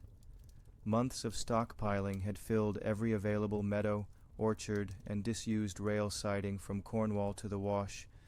Mountains of jerry cans, stacked like children's blocks, shimmered whenever an air raid searchlight probed the clouds. Pyramids of artillery shells squatted beneath tarpaulins that smelled of creosote and new rope. Endless rows of Sherman tanks sat engine forward on flat cars, their gun barrels capped with tin cans to keep swallows from nesting. Pilots memorized code words between mouthfuls of powdered eggs. Infantrymen chalked invasion stripes, white daubs on helmets and sleeves, so jittery sentries would not mistake them for infiltrators in the half-light soon to follow. Ikai, the long gestation. Overlord's conception belonged as much to paper as to steel. Allied staff planners drew and redrew tidal graphs, wind roses and silhouette charts until entire wallboards gleamed with pinholes. Each variable-ridden diagram tried to tame three unruly masters, the moon, the tide, and the sun. Paratroopers required moonlight to pick out drop zones shaped like capital T's in hedgerow labyrinths. Landing craft needed a low tide shortly after dawn, so engineers could blast or bulldoze obstacles before surf covered them again. Naval gunnery demanded at least a gray pre-dawn to sight-ranging shots. Such celestial alignment came rarely, 6th June, 19th June, 3rd July, and meteorological fortune would decide which window remained open. Supporting deception gained equal care. Operation Fortitude South fed German eavesdroppers a diet of meticulously salted intercepts, dummy wireless traffic from a phantom 1st U.S. Army group, orders accidentally left in London, taxis describing Patton's supposed preparations opposite Calais, inflatable tanks photographed by reconnaissance aircraft from just the angle that disguised their rubber seams. Even double agents in neutral Lisbon reported coded gossip about imaginary harbor expansions at Dover. The goal was to convince Berlin that Calais, with its narrow strait and shortest rail hop to the Ruhr, must be the chosen gate. Years after the war, German generals would swear they had seen through the ruse. Captured logs tell another story. Panzer Group West's war diary continued to reference the main Calais threat as late as 10th of June, despite paratroopers clearly hanging from Normandy apple trees. The successful con owed less to any single trick than to the Allies' willingness to sustain dozens of small, consistent lies until they formed a believable mosaic. The airborne spearhead.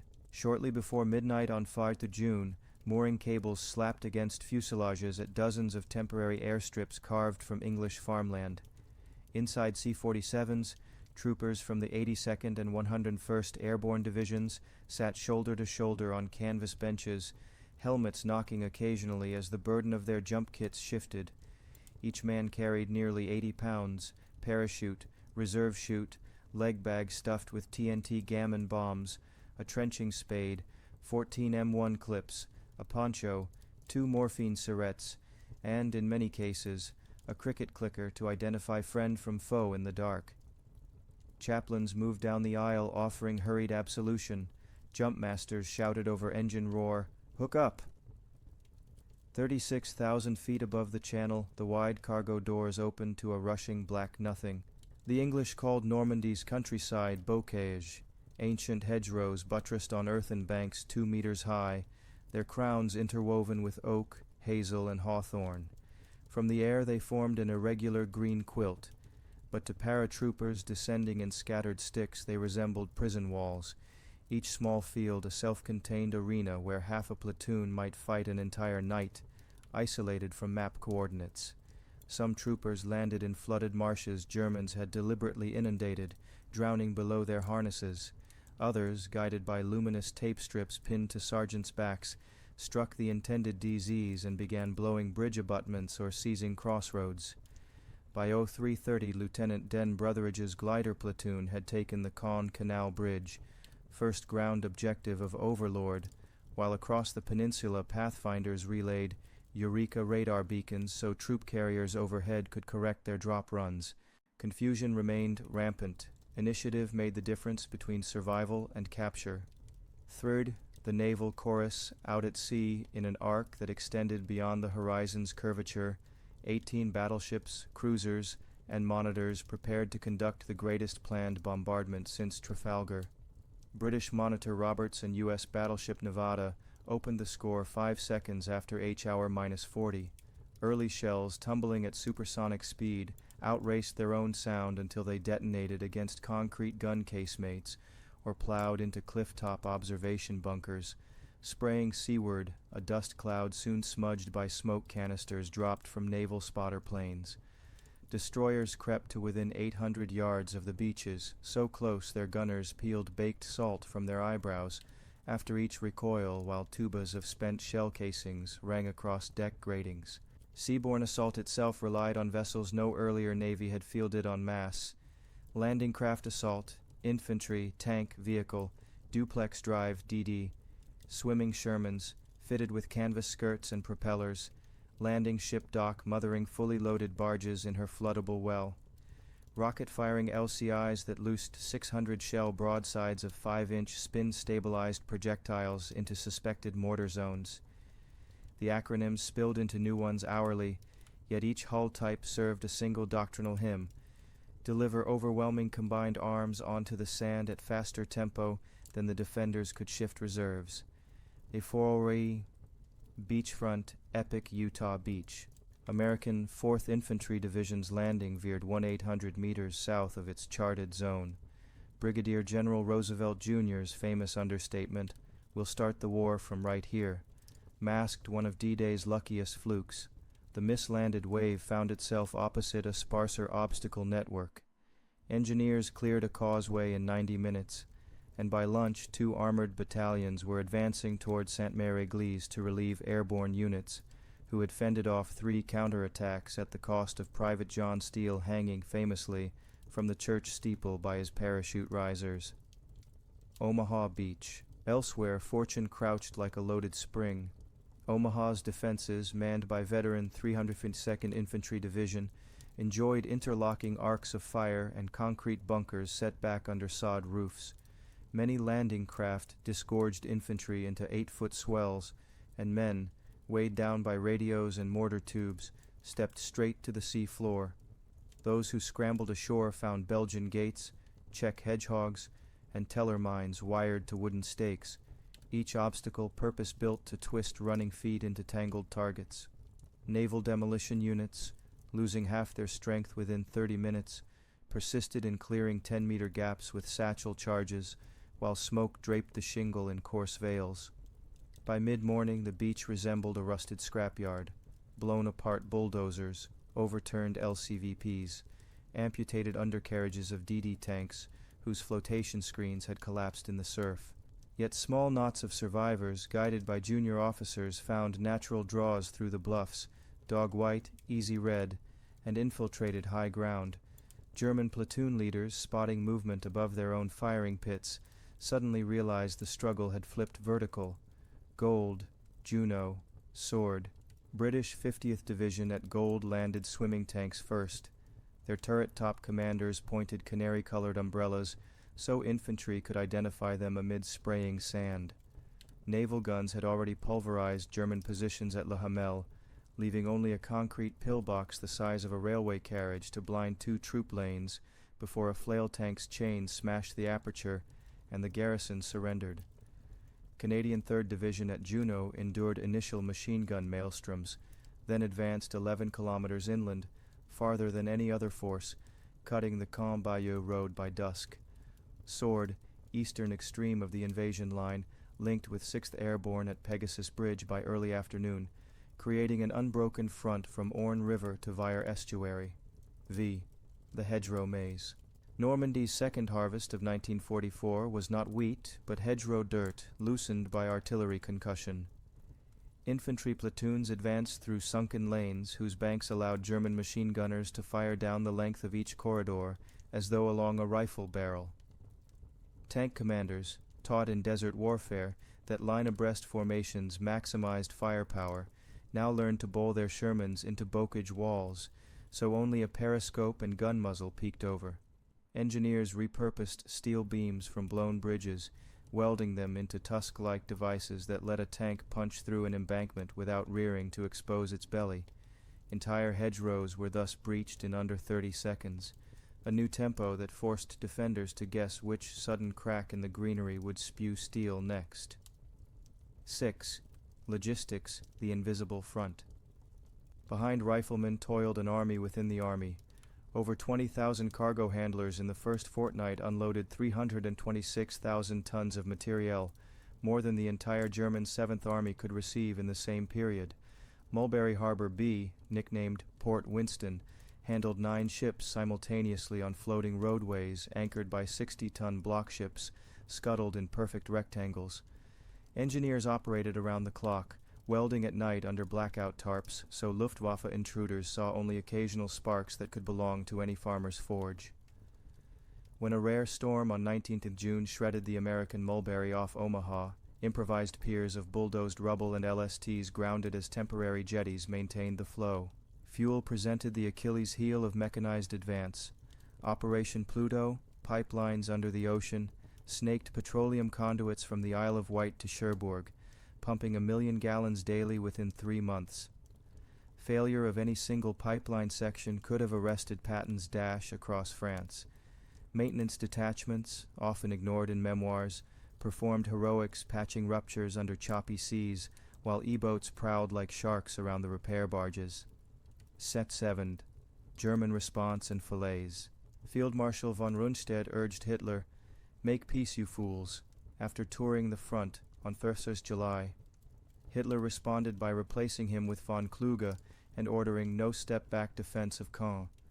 Liquidating Caen cost the British and Canadian forces 7 weeks of attritional warfare, house clearing, bombardments that turned medieval abbeys into calcium dust, and repeated armored thrusts, Epsom, Charnwood, Goodwood, each gaining meters at heavy cost. Yet these grueling battles fixed the bulk of available German armor on the eastern half of the bridgehead. When Operation Cobra's carpet bomb line lifted on 25 July, American infantry found German defenders shell-shocked and communications severed. Patton's Third Army, released at last, swept south and east, liberating Avranches and swinging into Brittany, while armored spearheads cut behind German Seventh Army. The Falaise Pocket formed, an enemy salient 30 kilometers wide, its exits narrowed daily by converging Canadian, Polish, and American forces. German units attempted breakout under moonless nights, abandoning vehicles to attempt on-foot escape across fields illuminated by burning wreckage. By 22nd August, the pocket closed. 50,000 Axis troops were killed or captured, and the road to the Seine lay virtually undefended. 8. Meaning and memory. And Normandy's campaign cost the Allies 209,000 casualties, the Germans roughly 400,000, and French civilians an estimated 20,000 dead. Yet its deeper imprint cannot be measured in ledgers.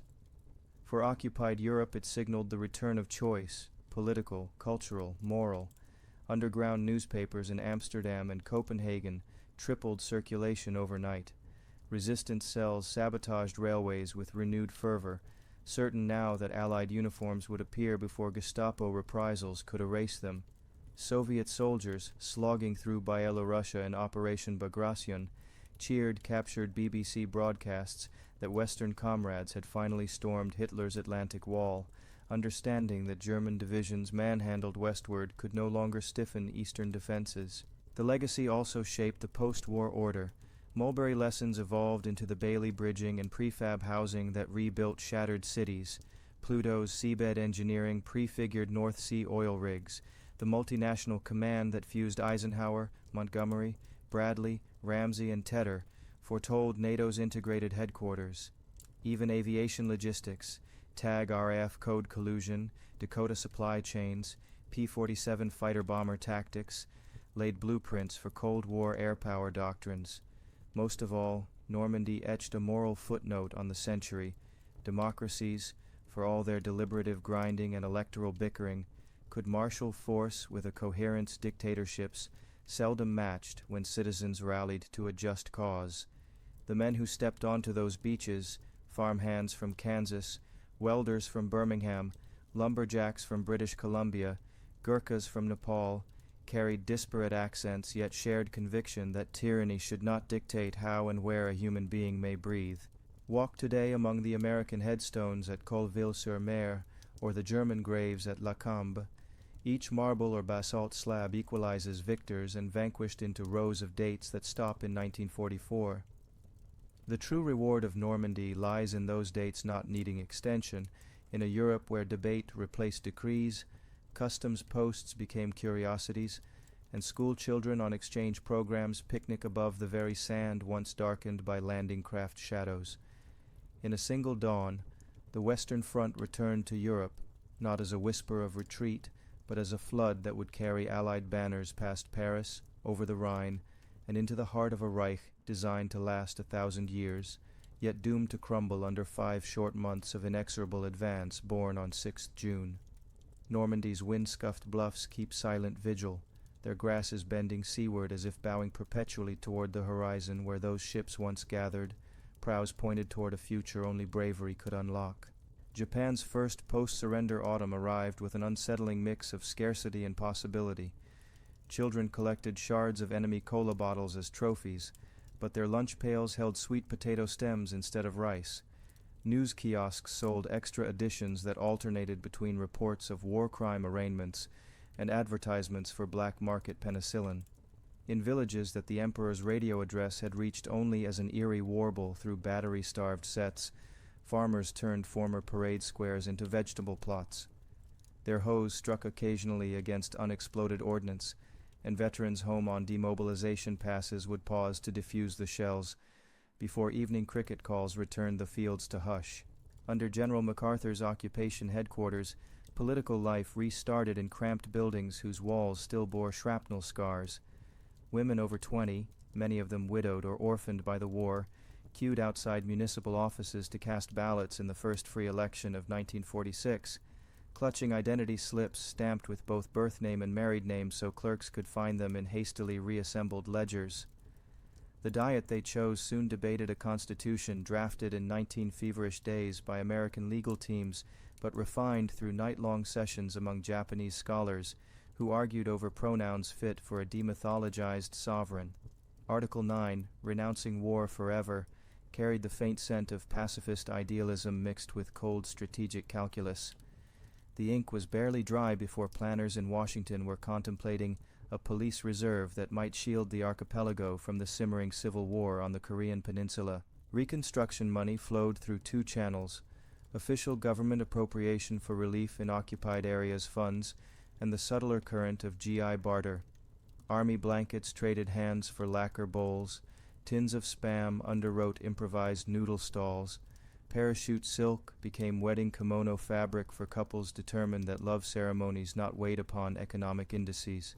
Cities leveled in incendiary raids adopted bold zoning maps, multi-lane boulevards where alley mazes once stood, transit hubs positioned for someday bullet trains, riverbanks widened into parkland intended to double as floodplains should typhoons arrive before levees rose again. Civic engineers slipped memorial precincts into these plans: Hiroshima's Peace Park, Nagasaki's Hypocenter Grove, each intended as both scar and salve. Neither part could salve the hidden injuries of radiation. Year by year, doctors tracked Hibakusha blood counts, noting that white cell recoveries sometimes stalled without infection present. Children who had been in utero on the 6th or 9th of August showed high rates of microcephaly and vision defects. American and Japanese physicians, working in the newly formed Atomic Bomb Casualty Commission, argued over study protocols. Should control groups include those who fled to rural districts days later, or only those never exposed at all? Their statistical tables, dryly precise, nonetheless carried the tremor of moral urgency, each number a lodestar for compensation legislation, each graph a veiled plea that such baselines never be needed again. Beyond Japan, the explosions reverberated through geopolitical plate tectonics. The Soviet Union's decision to crash its treaty with Tokyo and slice south across Manchuria jolted Washington into secrecy over nuclear stockpile counts. The British, bankrupted yet proud, redoubled their own atomic research at Harwell. De Gaulle, from newly liberated Paris, proclaimed that a France reliant on others' deterrence could never truly regain grandeur. In starker terms than Versailles or Munich had ever achieved, August 1945 announced a new world hierarchy measured not simply by steel tonnage or colonial frontage, but by kiloton yield and isotope purity. The American public met this reality with contradictory emotions: relief that sons bound for Kyushu beaches could now attend college on the GI Bill, apprehension at magazine cartoons showing Manhattan dwarfed by a cartoon mushroom cloud, and a burst of futuristic enthusiasm that saw atomic slapped onto everything from cocktail shakers to tailfin automobiles. Hollywood mirrored the split personality. Gregory Peck nobly piloted 12 O'Clock High, even as Raymond Massey's mad scientist in the beginning or the end fretted about chain reactions scorching the atmosphere. In school auditoriums, civil defense wardens taught duck and cover, though physicists privately muttered that desk lids provided little shielding against gamma flash. Families dutifully dug backyard shelters anyway, layering cinder block with hope. Inside laboratories, many Manhattan Project veterans confronted a reckoning. Some, like Edward Teller, pressed for a super hydrogen device before any rival could achieve parity. Others, headed by J. Robert Oppenheimer, urged an international atomic authority to place designs under lock and key. Their clash at the 1946 Bikini Atoll tests, Abel and Baker, produced unsettling results. Ships anchored as target hulks sank or flipped, and remote control cameras recovered from nearby islands recorded dolphins washed ashore with skins sloughing from radiation burns. Newspapers ran the pictures beside beach advertisements, and the juxtaposition unsettled subscribers in ways casualty lists never had. If an uninhabited lagoon could be poisoned so thoroughly, what might happen over a continental shelf? This question birthed the first great wave of global anti-nuclear activism. Hibakusha spoke in disarmament rallies from Stockholm to Sao Paulo. Indian Prime Minister Jawaharlal Nehru condemned further testing as a sin against the silent earth. In 1954, when a hydrogen bomb test at Bikini showered fallout on the Japanese trawler Lucky Dragon No. 5, Tokyo fish markets shuttered overnight. Housewives tipped entire days' catches back into the sea, unwilling to risk unseen ash embedded in tuna flesh. The dead fisherman Kuboyama Aikichi became, posthumously, the first citizen of the hydrogen era, a symbol as potent in Japan as Sadako's cranes. Meanwhile, nuclear energy appeared to promise redemption. President Eisenhower's Atoms for Peace speech offered reactor blueprints to any country willing to sign safeguard protocols. Britain lit bulbs at Calder Hall in 1956, proclaiming the dawn of electricity too cheap to meter, a slogan soon tempered by cost overruns but never entirely abandoned. Soviet satellites, French TGV rails, and American Apollo rockets would all indirectly trace lineage to that vision of splitting atoms for illumination rather than annihilation. In a twist both ironic and fitting, Hiroshima itself built an experimental reactor, its control room windows looking onto the very river where teenagers once doused their burns. Culturally, the bomb infiltrated metaphor. Poets used ground zero to describe heartbreak. Painters in the Gekiga movement slashed canvases with black radial lines mimicking blast rays, and jazz composers layered sudden dissonant chords christened nuclear clusters. The English language adopted new idioms, fallout, critical mass, megadeath, while psychologists observed nuclear anxiety manifesting in recurring dreams of white flashes followed by darkness. Even the culinary realm felt a tremor. Canned food sales soared on civil defense endorsements, and Hawaiian pineapple growers rebranded surplus stock as survival rations. Inside diplomatic corridors, deterrence logic hardened. The doctrine of mutual assured destruction coalesced around mathematical models demonstrating that a second strike capacity, paradoxically, reduced the chance of first use. Yet back-channel cables reveal how often miscalculation loomed. Radar blips of migrating geese misread as inbound bombers, solar storms scrambling radio frequencies into what sounded like encrypted Soviet launch codes, and once in 1962, a Soviet submarine commander nearly firing a nuclear torpedo during the Cuban crisis until overruled by a single dissenting vote among his officers. The long shadow of August 1945 thus persisted as both shield and sword, protecting by threat yet menacing by mere existence. Japan's own self-conception transformed under that shadow. Pacifism, initially imposed, rooted itself in civic identity. School curricula devoted entire units to Hiroshima Day reflections. Mayors of both bombed cities sent annual protest letters to each nuclear-armed government after every test. Economic ascent followed a trajectory described by economists as the bullet train curve, steep, gleaming, and astonishingly rapid. Yet war memory coexisted with neon modernity. Department stores held silence minutes at 8:15 a.m., each 6th August. Bullet trains eased through those seconds with cabin lights dimmed, as if even speed itself might bow. Scientific study of radiation effects matured into a discipline spanning oncology, genetics, and environmental toxicology. Data from Hibakusha cohorts informed international standards for X-ray dosage and reactor maintenance. Paradoxically, their suffering safeguarded countless patients and workers worldwide. The same city that lost its medical staff in minutes became a global center for trauma medicine, training doctors who would later treat Chernobyl firefighters and Fukushima plant technicians. Humanity's relationship with the atom continued to oscillate between wonder and dread. The Voyager probes launched in 1977 with golden records describing Earth, carried plutonium battery cores, minute embers of the same element that vaporized Nagasaki, now tasked to light instruments in interstellar night. Nuclear submarines prowled under polar ice, engines humming quieter than the whales they passed. Mars rovers performed experiments powered by radioisotope thermoelectric generators, and oncologists deployed cobalt-60 beams that traced molecular paths, first mapped by Fallout researchers. At the same time, each fresh accident, the Windscale fire, 3 Mile Island, Chernobyl, rekindled August's ghost. News anchors found themselves recycling vocabulary coined 2 generations earlier: half-life, containment breach, plume. The public learned anew that atoms, once loosed, respect no border checkpoint. In treaty rooms, negotiators edged forward: limited test ban, non-proliferation, intermediate-range nuclear forces, comprehensive test ban, still awaiting full ratification. Progress, though irregular, proved the point the Emperor had voiced. Survival depends not on weapons alone, but on the willingness to restrain them. In the 21st century, augmented reality tours let visitors to Hiroshima overlay pre-war street views atop the reconstructed cityscape, toggling between vibrant 1940s shopfronts and their vaporized aftermath.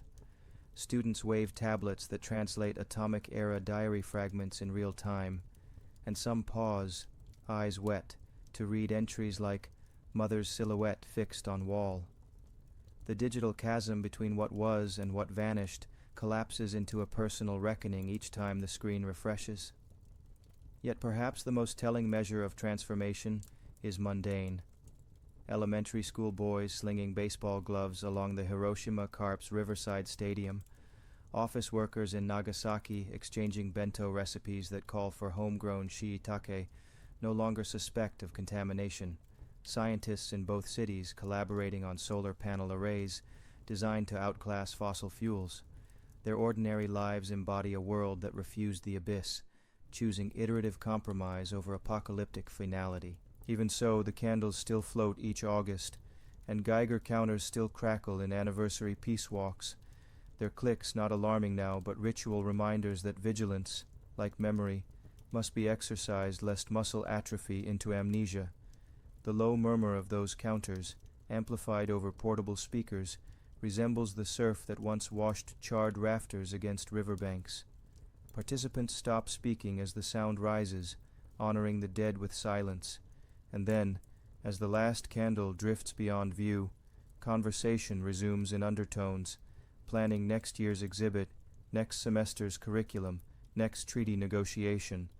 For the echo of August 1945 is not a dirge but a metronome, ticking a sober tempo by which policymakers, engineers, and citizens alike can measure the pace of wisdom. Every hospital radiation ward that calibrates its machines, every satellite whose plutonium core crosses Jupiter's orbit, every legislative session where stockpile limits are debated in earnest rather than deflected, each is a quiet vindication that humankind, scarred yet learning, continues the labor of turning catastrophe into counsel, and in that continuing effort lies the truest monument to the lives flash extinguished beneath 2 rising suns, a daily deliberate choice to wield knowledge with humility, lest the sky burn white once more. The nuclear age, the United Nations, Nuremberg. The world searches for new rules. Victory in 1945 did not feel like triumph so much as sudden exposure, a collective stepping from trench shadows into flood-stripped daylight. Soldiers who had slept in foxholes now found the ground beneath them humming with possibilities and forebodings no previous generation had faced. The atom split, the League of Nations replaced, the very definition of crime stretched to embrace evil performed under color of law. Amid the rubble of Manila, Warsaw, and Cologne, humanity stood blinking, breathing a peace thick with ashes, wondering how to write the next chapter without repeating the last. At the center of this disquiet pulsed the atom.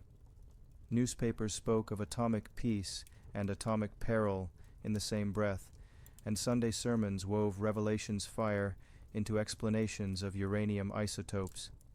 In Los Alamos barracks, physicists accustomed to chalk dust equations wrestled moral dashboards no slide rule could parse. Some argued that catastrophe's lesson lay in sharing scientific secrets, so no nation could gain advantage. Others insisted that monopoly alone could restrain aggression. Both camps lobbied Washington with memoranda dense as neutron stars, yet Congress listened less to theoretical warnings than to vote bank anxieties, veterans eager for housing, farmers clamoring for price supports. Thus, the fledgling Atomic Energy Commission emerged as a compromise: civilian oversight, guarded stockpiles, and a classified appendix thicker than the public charter. Simultaneously, across the Atlantic, a different tribunal convened in the shell-scarred city of Nuremberg. 21 surviving architects of Nazi policy sat in the dock, flanked by interpreters, doctors, and guards who changed shifts with metronomic precision. Above them hung the Allied flags, American, British, Soviet, French, symbolizing a unity already fraying beneath diplomatic smiles. Court proceedings unfolded in 4 languages, headphones crackling as translators chased legal jargon faster than any stenographer could hammer keys. For the first time in recorded jurisprudence, crimes against humanity and genocide entered formal indictment, signaling that sovereignty no longer shielded perpetrators from the bar of collective conscience. Civilian spectators queued daily in icy drizzle to glimpse Goering's swagger turn to fidget, Hess's vacant stare, and the avalanche of evidence. Film reels shot by German cameramen at Camp Liberations, ledger sheets detailing Zyklon B deliveries, affidavits from engineers who had widened gas chamber doors to speed throughput. The Nuremberg Charter sought not only punitive verdicts, but precedent, a scaffold of norms strong enough to bear future crises. Chief Prosecutor Robert Jackson told the judges that their ruling would be the measure of our moral position and the world's. When the gallows finally rattled, the lesson carried on printed transcripts shipped to law schools from Sydney to Santiago. Aggression could be outlawed, leadership responsibility could pierce bureaucratic veils, and obedience to orders might mitigate but could not erase guilt. Yet even as the final nooses tightened, critics asked why Allied firebombing of Dresden or Hiroshima's atomic blaze sat outside the dock's spotlight. The fledgling ethic thus bore its own shadows, an evolving code still debating scope and reciprocity. While judges weighed evidence, diplomats convened on Manhattan's East River marshland, where a new, glass-clad headquarters would soon reflect the skyline back upon itself. The United Nations began modestly in San Francisco's Opera House. Delegates from 50 nations adopted a charter pledging to save succeeding generations from the scourge of war, a phrase dictated by ghosts not yet a year buried.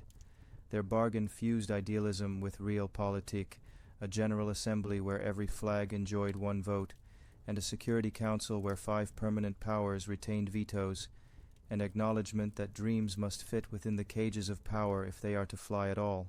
The UN's first tests arrived with displaced persons, 11 million souls adrift between frontiers, many carrying only Red Cross booklets listing typhus inoculations. Camps sprouted around Munich and Trieste, where barbed wire once kept prisoners in and now kept refugees safe from black market traffickers. Relief and Rehabilitation Administration trucks rolled out bread and powdered milk, while social workers searched records for relatives halfway across oceans.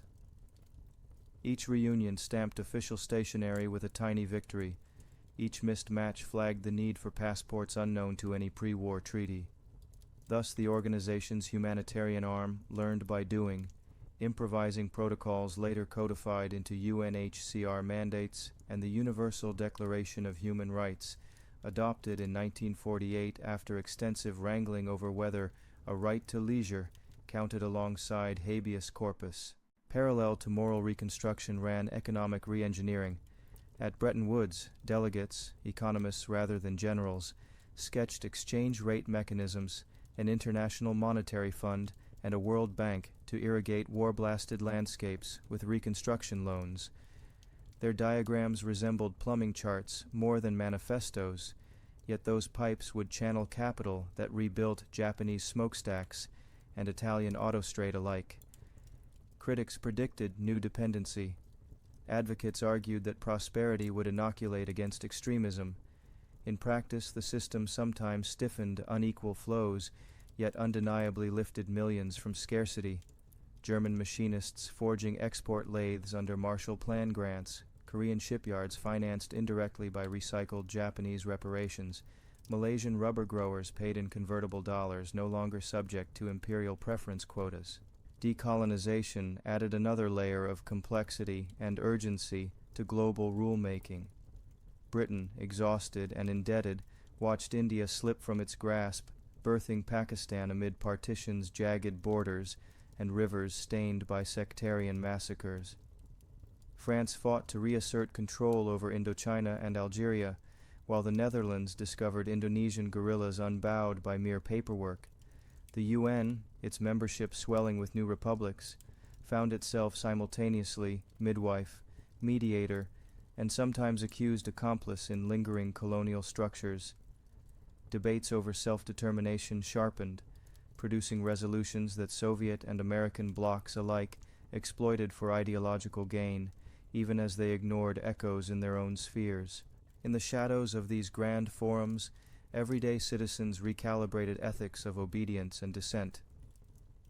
University seminars in Chicago and Cambridge hosted heated colloquia on just war theory, now complicated by nuclear-scaled devastation.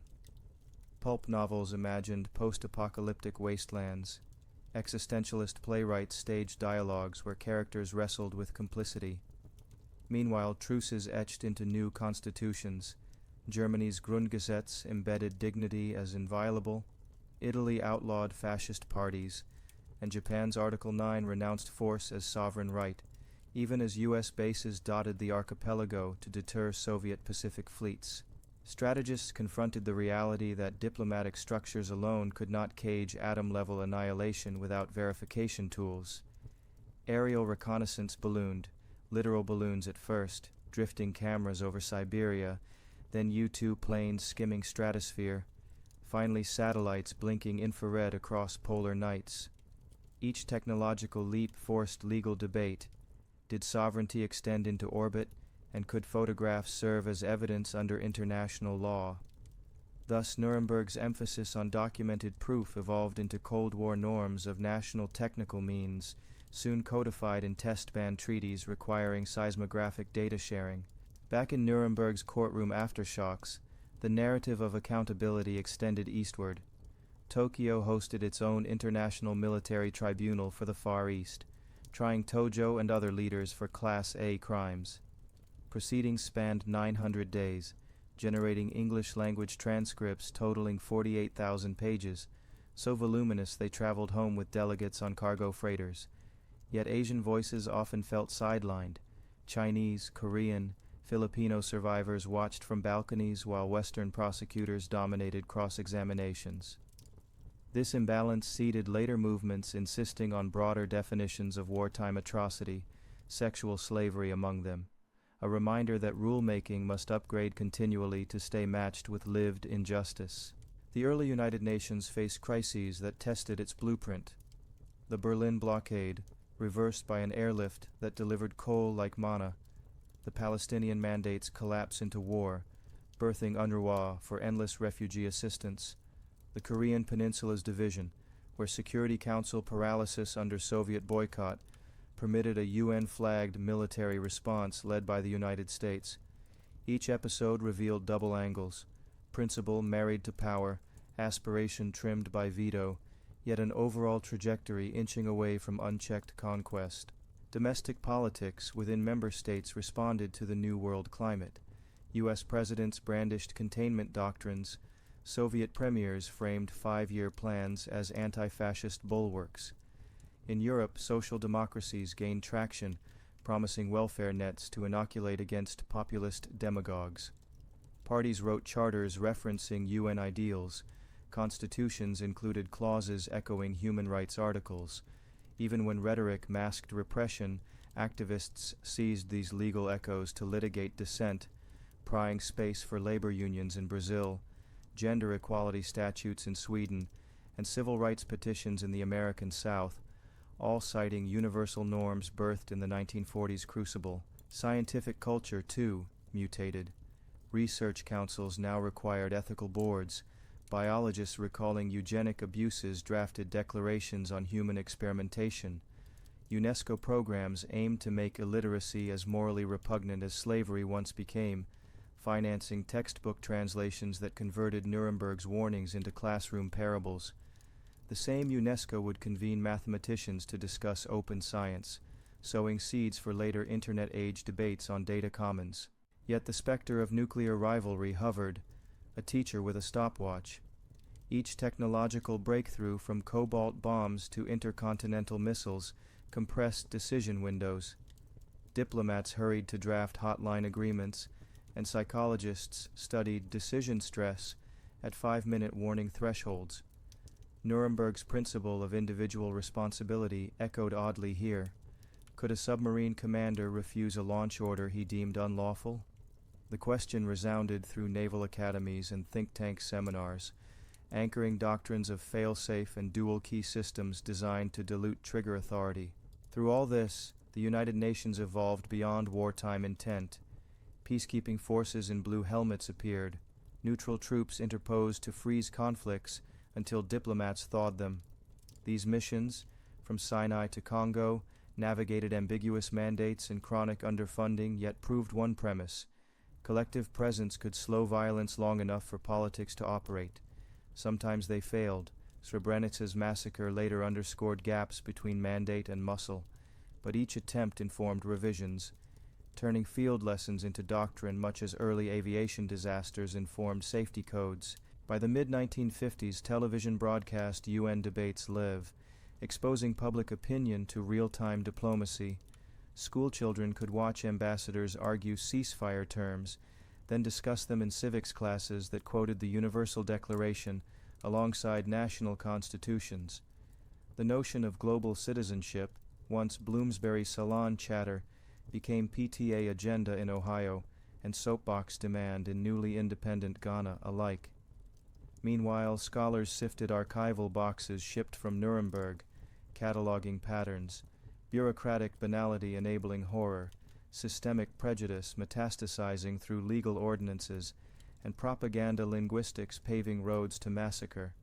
Their findings informed new courses in sociology and psychology, warning that atrocity sprouts not only under fanatic banners, but along everyday routines left unscrutinized. That insight guided journalistic codes and advertising ethics committees, embedding vigilance within peacetime industries. Financially, Bretton Woods institutions nurtured Reconstruction but also tethered currencies to gold until shocks of decolonization and Vietnam War spending cracked the system, leading to floating exchanges by the early 1970s. Yet even that pivot drew on the architecture first drafted in 1944. Proof systems can morph without dissolving when foundational agreements commit participants to renegotiate rather than renege. The International Court of Justice, Nuremberg's lineal descendant, issued advisory opinions on everything from nuclear testing to territorial sea limits. Its rulings carried moral heft even when unenforced, signaling continuity of the idea that law could climb above politics, however slowly. By the century's end, ad hoc tribunals for Rwanda and Yugoslavia revived Nuremberg vocabulary. The International Criminal Court emerged, despite notable absences, as testament that crime's shocking conscience of mankind still demanded venues beyond domestic courts. Across decades, Hiroshima's dome and Nuremberg's courthouse served as twin pilgrimage sites, one warning of force unrestrained, the other of law awakened too late. Tour groups filed through their halls, translators repeating stories in rapid succession, the heat that fused roof tiles, the testimony that froze judges' pens. Visitors left with souvenir pamphlets and, perhaps, a recalibrated sense of civic duty. In this fragile equilibrium of dread and aspiration, the world indeed sought new rules and keeps seeking still. Every cyber treaty draft references sovereignty lines first redrawn by charter. Every climate conference cites UN frameworks. Every whistleblower invoking crimes against humanity traces the phrase back to Jackson's podium. The latticework built in the 1940s groans under modern tensions: space weapon debates, genomic editing, AI-run targeting systems, yet remains the scaffolding on which each update is hung. So when we measure an hour of post-war narrative, we trace a jigsaw of courts, councils, labs, lecture halls, and quiet memorials by riverbanks. It is the story of nations discovering that raw victory yielded not a finale, but a responsibility, to encode restraint into treaties, to weave empathy into statutes, and to hold power accountable whenever banners, ideologies, or algorithms tempt it toward hubris. The nuclear detonation that shredded dawn over Hiroshima did not end history. It lit a caution lamp on its desk. The gavel that struck in Nuremberg did not seal justice. It began an endless roll call demanding presence, and the United Nations flag, fluttering above a headquarters rooted in former slaughterhouses, reminds every passerby that the search for rules is not a project completed, but an assignment renewed each generation, written in ink, amended in compromise, and signed ultimately by ordinary lives lived safely beneath its patchwork shade.